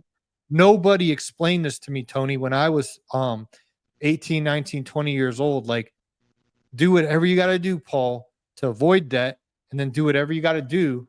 I forget if Ben or Arthur was the better one, but one of them was, one of them took advantage of the compound interest. I forget if it was Ben or Arthur, but once you put that 7,000 in, what's going to happen is this 70,000 that Tony has, and it'll be 84,000 next year, and then they'll keep putting in their 14,000 or whatnot. Yeah. But eventually it's going to start compounding it. It's going to start growing, and it's going to, in a blink of an eye, it's going to be 200,000, 300,000, 400,000, 500,000. and it's just gonna explode. But it starts with us prioritizing investing, learning about this stuff, learning about a Roth IRA, learning about actively manage and all this stuff. Like, it's so important. And I love your story, Tony, because your net worth might be 500,000 now, but if you just keep doing what you're doing, you're going to hit the millionaire milestone, in a short amount of time down the road, just by keeping doing what you're doing. And then eventually you're going to hit the 2 million. And eventually, I mean, you're going to be a multimillionaire if you don't change the habits that you have now. Like, Right. Right. the plan is so proven. I love when Dave Ramsey does his millionaire theme hour, but it's the most boring stories. And then they get 2, 3, 4 million net worth and beyond. And you're on that path. And not to mention, that we do several thousand, a year that we give away, too, out of our budget. So that's another thing Dave talks about, because you're able to give money, when you don't have debt, so we, obviously we use some of our money for that too as well. And it's just, yes, like you're saying, and in talking with this guy, like, again, I didn't set up my own Fidelity or that kind of thing. You can do that, and it actually would save you a little bit of money. But I just did exactly how they tell us in the class. I went on the Dave Ramsey website, boom, I clicked the ELP or whatever they call it. They changed the letters, what they call them. Yeah, Smart Vestor, I think it changed to yeah, Smart Vestor. Yeah. Anyway, yeah. I did that. You fill out your information, and then so I guess they give your information to like the people somewhere, and then they just start calling you, right? And so this guy was really cool that I started talking to. Anyway, so I just built a relationship with him slowly over time. He came to my house, sat down, ate spaghetti with us at a table, and really showed me, like how it works. And it's so cool because even years later, we're still talking to this guy, and it's so cool because the conversation is completely different now than it was then. Like, when me and Emily, because part of when it's actually managed, they have, like, legally, they have to have these meetings with you, I don't know, once, twice a year or whatever, and show you exactly how it's doing, what it's doing. It's like, it's part of this thing. Anyway, so when we talk to him, Fiduciary? I think so. So we have to do this thing with him. So we talked to him a couple of months ago, and he was showing us the numbers, how it break down, how it's, grown since we started, and how we did this. And he was just like, man, this is crazy. Like, at your age, he's like, look at these numbers. Like, look of what will happen if you change nothing and you just do exactly what you're doing. By the time you're, in your 50s and 60s, I mean, you'll be able to do whatever you want to do. If you want to work, you can. But, how do we get you to that point where if you want to work, you can work, but you don't have to, And so, and because that's a number, that's not an age, is what Dave teaches, right? Yep. To where we're not like super reliant on this. So anyway, so that is crazy. Just starting with $0 in this account, and he was just setting up an IRA for me. And again, you can do that in Fidelity or whatever, but I did it exactly how Dave tells you to. I just went on, got a Smart Vestor. He came to my house. We sat down. We ate spaghetti that we were eating for dinner anyway, years ago.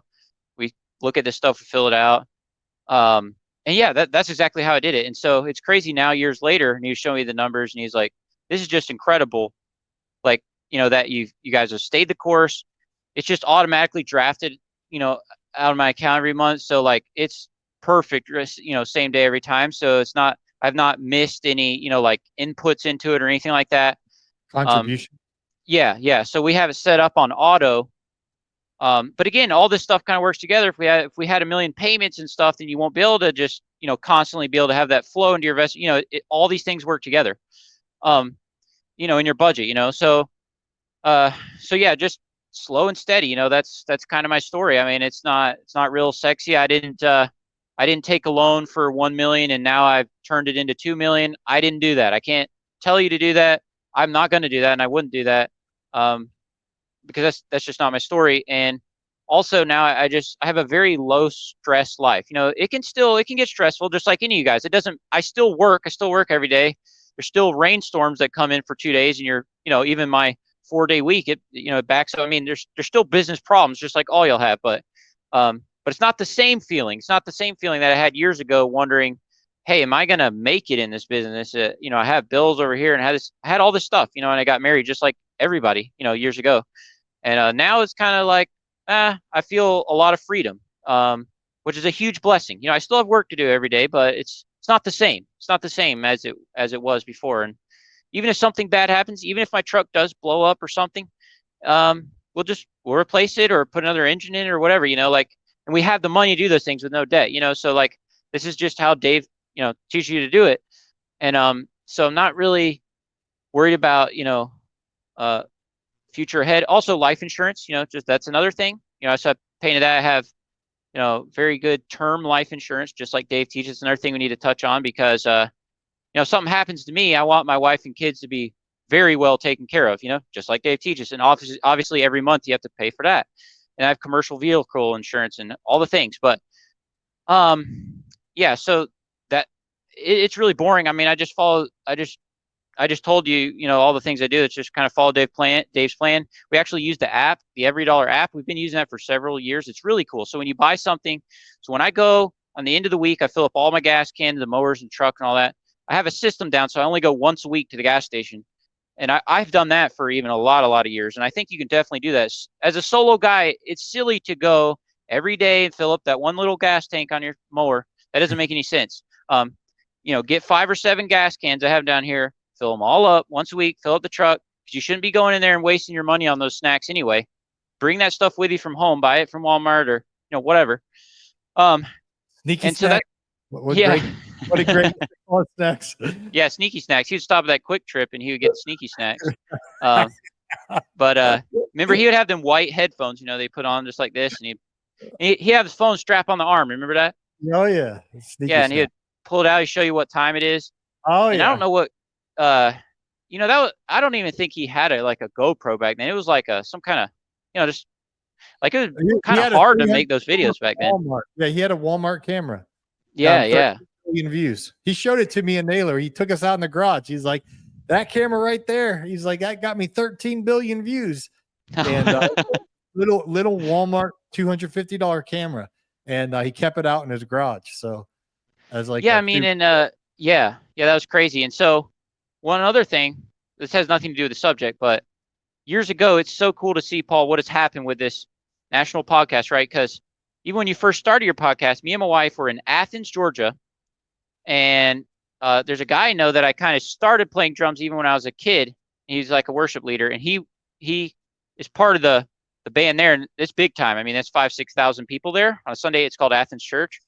And so we're going there one day. I was just going to church there. I don't know. This was many years ago. This was kind of towards the end of you quitting the radio station. I pull up that stoplight. I know exactly where I was sitting in front of the mall there in Athens, about to take a left. And I picked up, I was, scanned through, and I picked up the gospel station that you were on, and you're talking. But it was so cool because I already knew you, like in the lawn. You may have even, just been starting. Like, I bet you already had some podcast episodes, but I also heard you on the radio that morning. It was, I don't know, maybe 8-ish, 9-ish, some o'clock in the morning. I was in my truck radio. I know exactly where we were, what it was. And it was so cool to hear. I'm like, Emily, listen, this is Paul. He's talking on the radio right now. And that was so cool. That was so cool. You're talking about the Lord. It was a Sunday morning, whatever. Yeah. And on this channel, and I just want to tell you that before I forgot about that, because I don't know if I ever told you about that, because that was so neat, to hear how that is. And then it's so cool, and you're still friends with Mr. Producer. And meeting Mr. Producer at the Sync Live thing, he's nothing like, the voice sounds nothing like I pictured. I mean, nothing like it. And other people have mentioned that too, not in a bad way. You just, he's actually a really good looking man, good shape. But when you hear his voice, it's a big voice. So I'm thinking, a big guy, you know what I'm saying? That's what I'm thinking. Right. But it's crazy because he's a good looking man in good shape, but his voice, he has a big voice, you know what I mean? And it was so crazy. And I could not believe how kind he was to me. I mean, he doesn't know me. I just went down there and, Naylor, had me on the pod road and stuff. But man, he was just so kind. He's like, yeah, if you want me to do this for your podcast, just let me know, blah, blah, blah. And he told me the price and stuff, which is extremely reasonable. And anyway, it was so crazy to be able to meet him. But it's just so cool to see your journey. I heard you on that gospel station. And then, as this has progressed and you're in Atlanta, and now you're down there living the dream. And me and my wife, man, we're always living in Florida always crosses my mind because a lot of different reasons. I mean, I'm a big fan of Ron DeSantis for one thing. I like Ron DeSantis. A lot of things, like you're saying, like oh man, the state income tax, and I mean Florida, yeah, like it is cool. Obviously, I know that man, a few months there would be even worse here. You know, like doing lawns like heat wise, you know. But man, yeah, it's just so cool to see your journey going from there. Boom, move down to Florida, which obviously all of it, you know, I know that your life is not 100% complete as you want it, but at the same time, it's a lot of cool progress with this podcast. And man, this 2024 is going to be the best expo ever in the world. I don't know. I'll probably look at less mowers than I ever have, but I'm going to talk to more people than I've ever talked to, and it's going to be an amazing experience. So Paul, we never really, so what are your thoughts on all those things? And then what you can tell me off air or whatever, but we never really actually like planned for like what the podcast is at the thing. You know what I'm saying? Yeah. Now I'll tell you from doing this in years past, and thanks for telling me that story that you heard me on 91.5 there. That's very encouraging. I remember those Sunday mornings doing that. That was fun. And I asked Emily about that like 2 days ago, actually, maybe this morning on the way to church. I'm like, hey, I'm going to ask Paul today if he wants to do a pre Super Bowl podcast. And I was like, you remember that time we heard Paul in the radio? She was sitting right beside me. I know exactly where we were. It was in my pickup truck. You're out there turning, going there. And so it's so cool to, you know, to be on this track. And so, yeah, I just appreciate your time. I have no idea why you want me to be on your podcast at the expo, but hey, I'll take it. I think the example of someone with a net worth of, I'm just rounding up to 500,000. When you throw in your wife's vehicle and your vehicle and your mowers and all of that stuff in the 70, and your house is worth more than 300,000. If you look on Zillow, it's probably like 320, like all of that. Let's call it 500,000.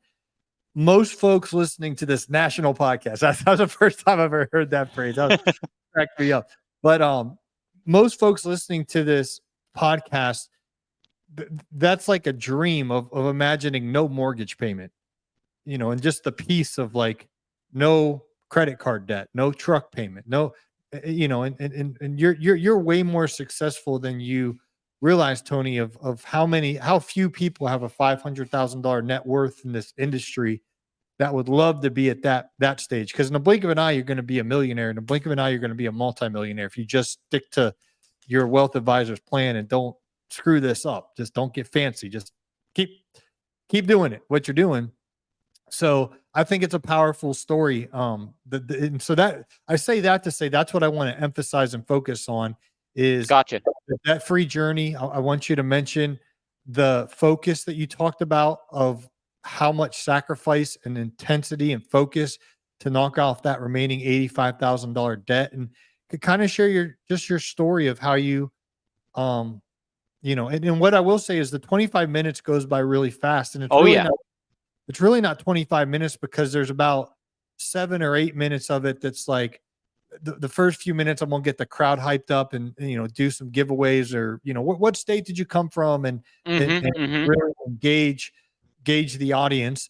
And then we'll have Payjack will have a mic, little room mic, so he'll walk around and the crowd can ask you a question, which I don't know what they'll ask. That's always unscripted. So right. It's awesome. It's awesome. That's a cool part about it.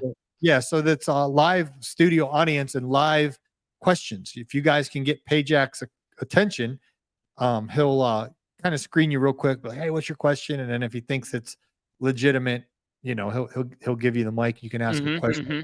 I want to talk about your wealth journey of how you paid off your home, you know, and I'll just ask you a basic question about that, and then let you share that. And then next thing you know, it'll be, you know, Jamie from what's it called? Relco? Yeah, Relco. Relco. All right. I got to get used to that. Kohler engines. I'm so used to Kohler engines. Relco. Which Naylor explained to me, if you look at Relco, it's all the letters that's in Kohler. They just move them around. So what because I was looking at the email and it like explain, you know, the email they sent out like, hey, we're changing this, and they tell you to look in your mind, think of like REL-CO, you know, so you just say Relco, you know, like it looks weird on the word, but if you know what I'm saying, but if you REL you know, -CO, Relco. It's kind of easy. It's not bad. It has a cool flow to it. Yeah, and they've already updated with Equip. They've already updated the logo because they're sponsoring our event. I didn't know so they're sponsoring that again this year. That's amazing. Yeah, I didn't know if Relco. that would affect that or whatever. No, they're all in. They're excited. I actually watched Jamie Esser is the marketing person from Relco, and she just put out a nice little post online about how excited Relco is to sponsor our morning show, and it's been a big success the last several years. It's been standing room only, so it's pretty awesome when the higher ups from Relco and the higher ups from Equip peek their head in the room and they're like, "What the world's going on at 8 a.m?" You know what I mean? And it's a packed house. So that's what I was thinking. We'll cover your journey of building your net worth and your investing journey, your paying off your home journey. If you want to mention, I think it's good that you're a drummer at your church, or you're a believer, you're involved in the body of Christ and what you do with that. You're a husband, you're a father. All of those things. That's why I picked you. Was all of those things. You're a good father, you're a good husband, you're a good believer and leader in the community and in your church, and you have a net worth of $500,000. That's something to be proud of, and growing. I say 500,000 because it's going to start. And this is what people don't understand that Dave explained in the Ben and Arthur, but like the first 500,000 is like the hardest. And then the next 500,000 is going to go so much faster to get you to $1 million. And then the 1.5 million, that will go even faster than the 2 million. It just grows. And I think, I think that hopefully by sharing my story that someone out there, because I really started this journey, hard in, a few years ago, but let's say there's a guy out in the crowd and he's starting his business and he is 18 years old, right? Think about if he can start this business, or he can start this journey that I did. If I could have started this 6 years, 7 years prior to what I did and not be out, buying trucks and payments and stuff, just like most people do, man, like where could have that, because you would have all that time plus this time. That's why, just like you talk about, Paul, like my kids, when you got, you turn whatever the age, 16, 18, whenever you're able to open this account, it doesn't sound fun to do, when you're 16 or 18 years old. But if you could just put, a little bit of money, like you mentioned, even if they put $100 in there, whatever, if they could do that, oh my goodness, just, resist the shiny truck and the newest, latest, mower and that kind of thing, which I'm not against nice equipment. I have very nice equipment, and I buy new equipment, with cash as I roll out the old equipment. Like, I'm not against that, but I'm just saying, resist just following all the shiny things that we see online and even our friends have. Even all my friends that are local competitors, they all drive around in brand new trucks, that have payments on them. And they, all the business owners I know, they do that game. But for me, it's a thing, because I'm pulling up beside their truck.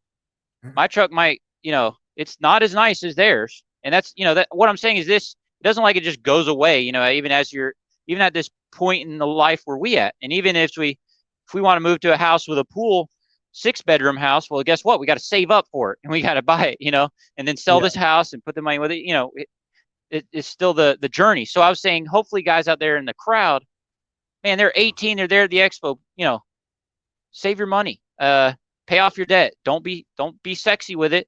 Just take your truck. I have 1 truck and 2 trailers. Well, I have 2 trucks, with the Tahoe and the other one, but like I basically, so I have a backup, but like, it's not sexy. I just have a trailer, truck, a few mowers, and I'm doing it like one income, like, my wife doesn't work, which is amazing because she, we're able to be at the point in life financially where she doesn't have to be out working for someone, because I really don't want the government raising my kids. I mean, everyone has their opinion, but God has said, here, these kids are yours, and you have one chance at this thing. You got one shot at this.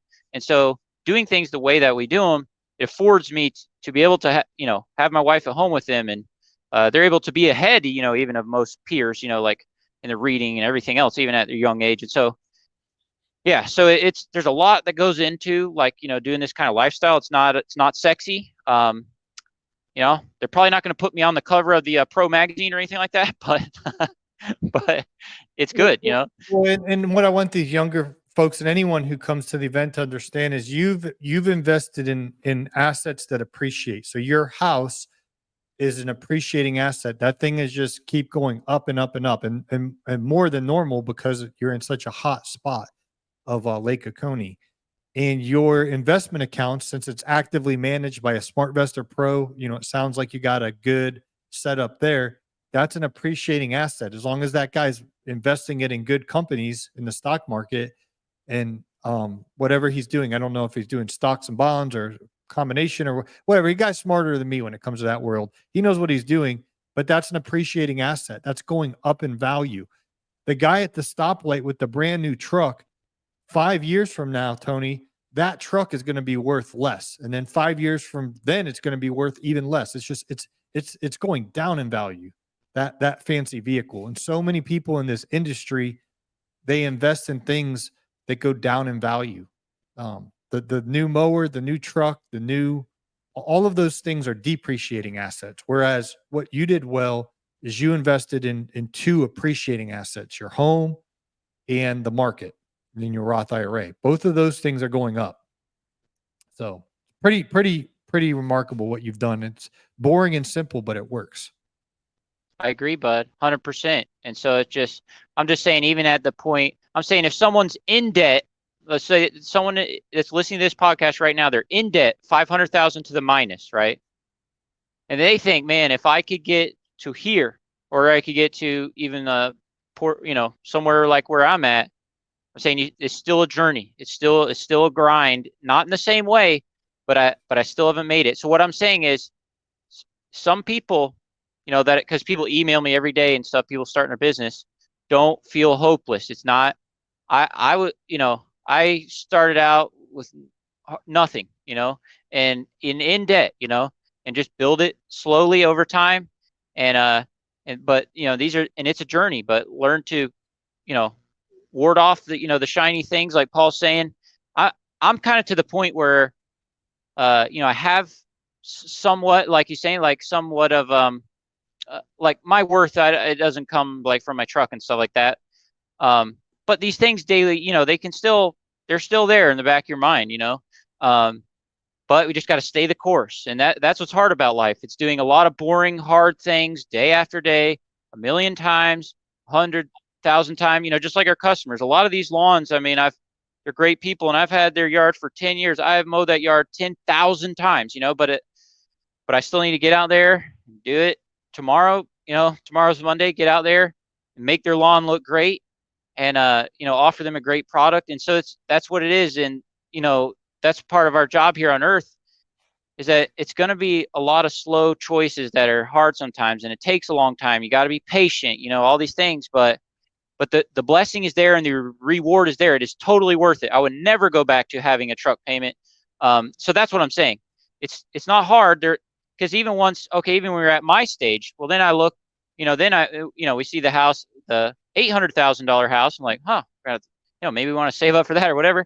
So you're gonna have to keep working at it, but I'm never going into debt for anything. I would drive that Ram pickup truck and keep swapping engines and do that. I would pull a wagon with a push mower on it before I went out and got a payment on a truck. Getting a payment is not a temptation to me even at all anymore. It's not a temptation. I would not consider it. But I just mean just the daily, I just like all of y'all out there, I see, the ads, and I see the new truck sitting down the lot, and you drive past them and you're like, man, that thing is nice. It's real nice, And so, but so the guys out there listening to this on your mower right now, just keep mowing this yard, just do a good job on this yard, have good customer service, just take it one day at a time, pay off your debts, be smart with your money, don't spend more than you're making.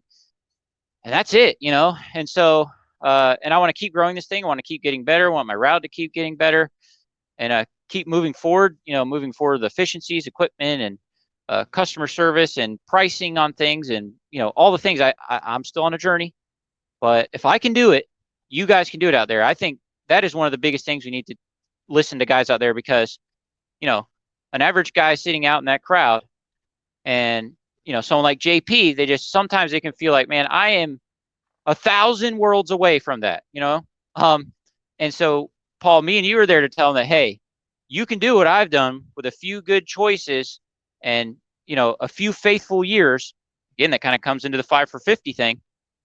Do good things every day and do that for a number of years, you can make traction, and maybe I'm on my journey towards some of these other guys. I haven't made it there yet, but I think that's what I would leave guys out there that are young.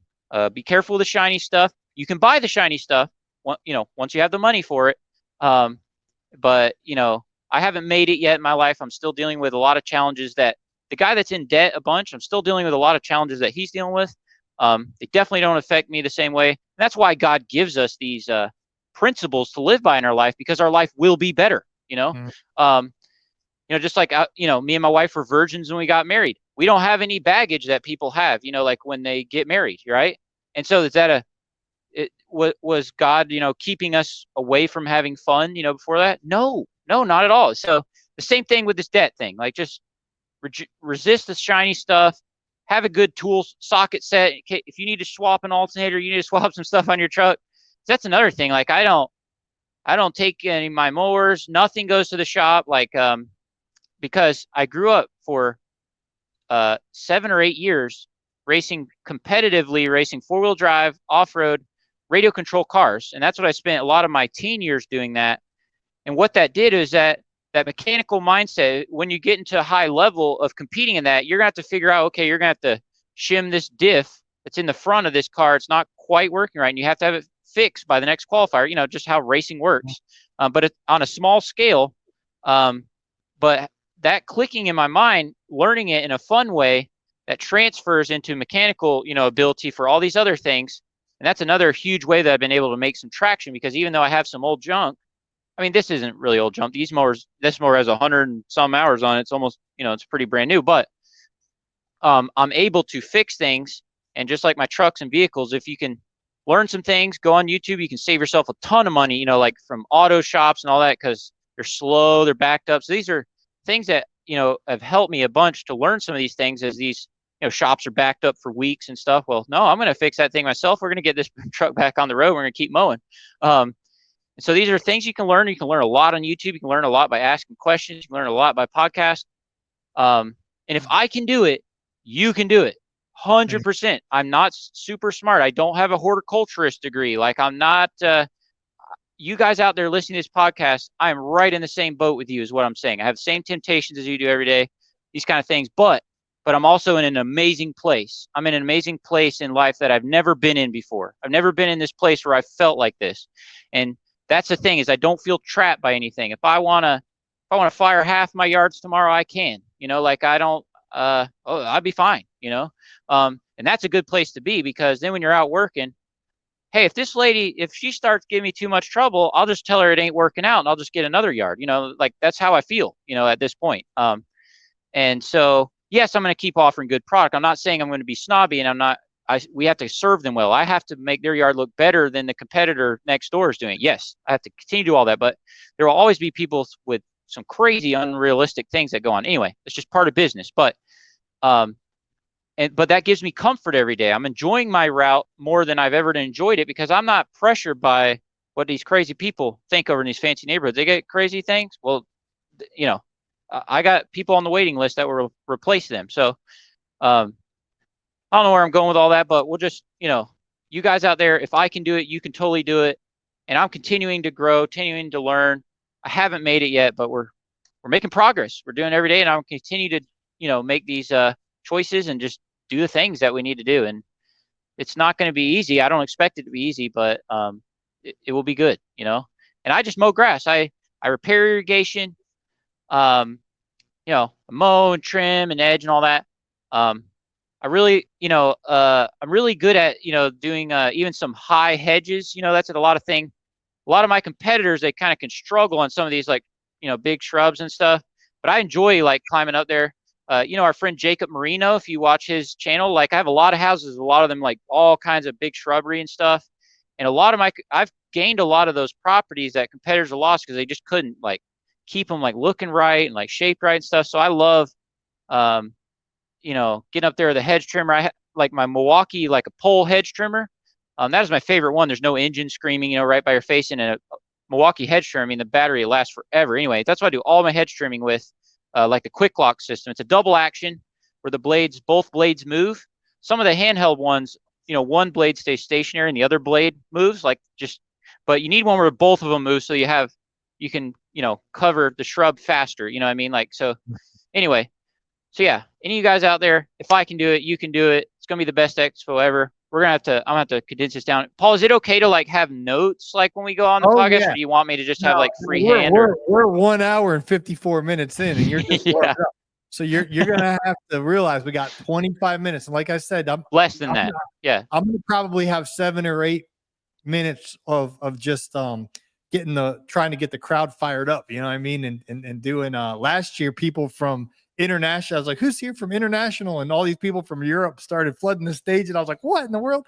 And they all, so let's say we have 7 or 8 minutes for that, then we really only have probably 16, 17 minutes until Jamie, she'll come on the stage at the end and from Relco and thank everybody and dismiss and everything. And it's always her birthday, so we sing her happy birthday and all of that. So just kind of have your Dave Ramsey story, in a condensed version. Have your motivation to somebody, because like you said, Tony, when you look at Jonathan Potoshnik and let's say his net worth, I don't know what his net worth is. He's not right. Like, here's my portfolio and I'm worth $200 million. I don't know, but it's dummy math. Bit. Yeah, it's got to be over 100 million because yeah, he sold a software company, and let's just say it's over 100 million. I don't know how far beyond 100 million, but that can seem, for somebody whose net worth is minus, like you're in the negative and you have debt, you're like, I just want to get to zero. You know what I mean? And so just encouraging, okay, well, let's get the debts paid off. Then let's start maxing out the Roth IRA. And then what, I don't know, I won't put words in your mouth, but whatever motivation you have, there's a lot of people in the audience that are in debt. They're stressed out and they just, if you can be like, listen, if you make these few moves here, you can have a paid for house, no debt, be investing in a few years. Here's how I did it. Here's how you should do it, could do it. So that's kind of what I had in mind, but it goes by so fast, and it's quick. It's really quick. Yeah. I enjoy every minute of it. Like I just enjoy it. It's so much fun because podcasting like this is fun, Tony, but being in person with hundreds of people, it gets me jacked up. I mean, my adrenaline doesn't come down till Friday when I leave, and then my adrenaline crashes, and I'm like I'm so tired on Friday when I leave Equip Expo. All the energy left, and then I gotta travel, and I'm like, oh man. But well, I'll do that, but I don't want to just read off a paper, but I want to I'll have some bullet points. Bring your notes and share them with me beforehand so I can ask you the right question. And the main thing is to serve the audience and encourage these guys. Nobody encouraged me, and I'm not making an excuse, but I didn't start my Roth IRA until later in life in investing and stuff like that until later in life, because no one really a man of God ordered me like this is important. You got to do this. It was like I just kind of figured it out way too late in the game. And so not too late, but I wish I would have age 18, 19, 20. There'll be a lot of those guys out here. Yeah. If we can get them on the right path early in life, I don't know if they'll thank us one day, but I wish someone would have done that for me. So now that I have this big national podcast, national podcast, baby. I want to use it. I want to use the platform for getting people into their destiny. And I think getting out of debt and investing is God's will for our life, that we're the blessing of the Lord makes one rich and he adds no sorrow to it. There's a lot of people that pursue the big business and all this stuff, and they get it and they have sorrow with it. They might have the fancy stuff and the money and all that, but they got sorrow with it. But God's got like you said, principles. When you follow his plan, you do get rich, but there's the blessing of the Lord makes one rich, but he adds no sorrow to it. And you just have peace. There's just peace all around. There's money and there's peace. And it's like, this is awesome. All right, it's my bedtime. It's 9 p.m.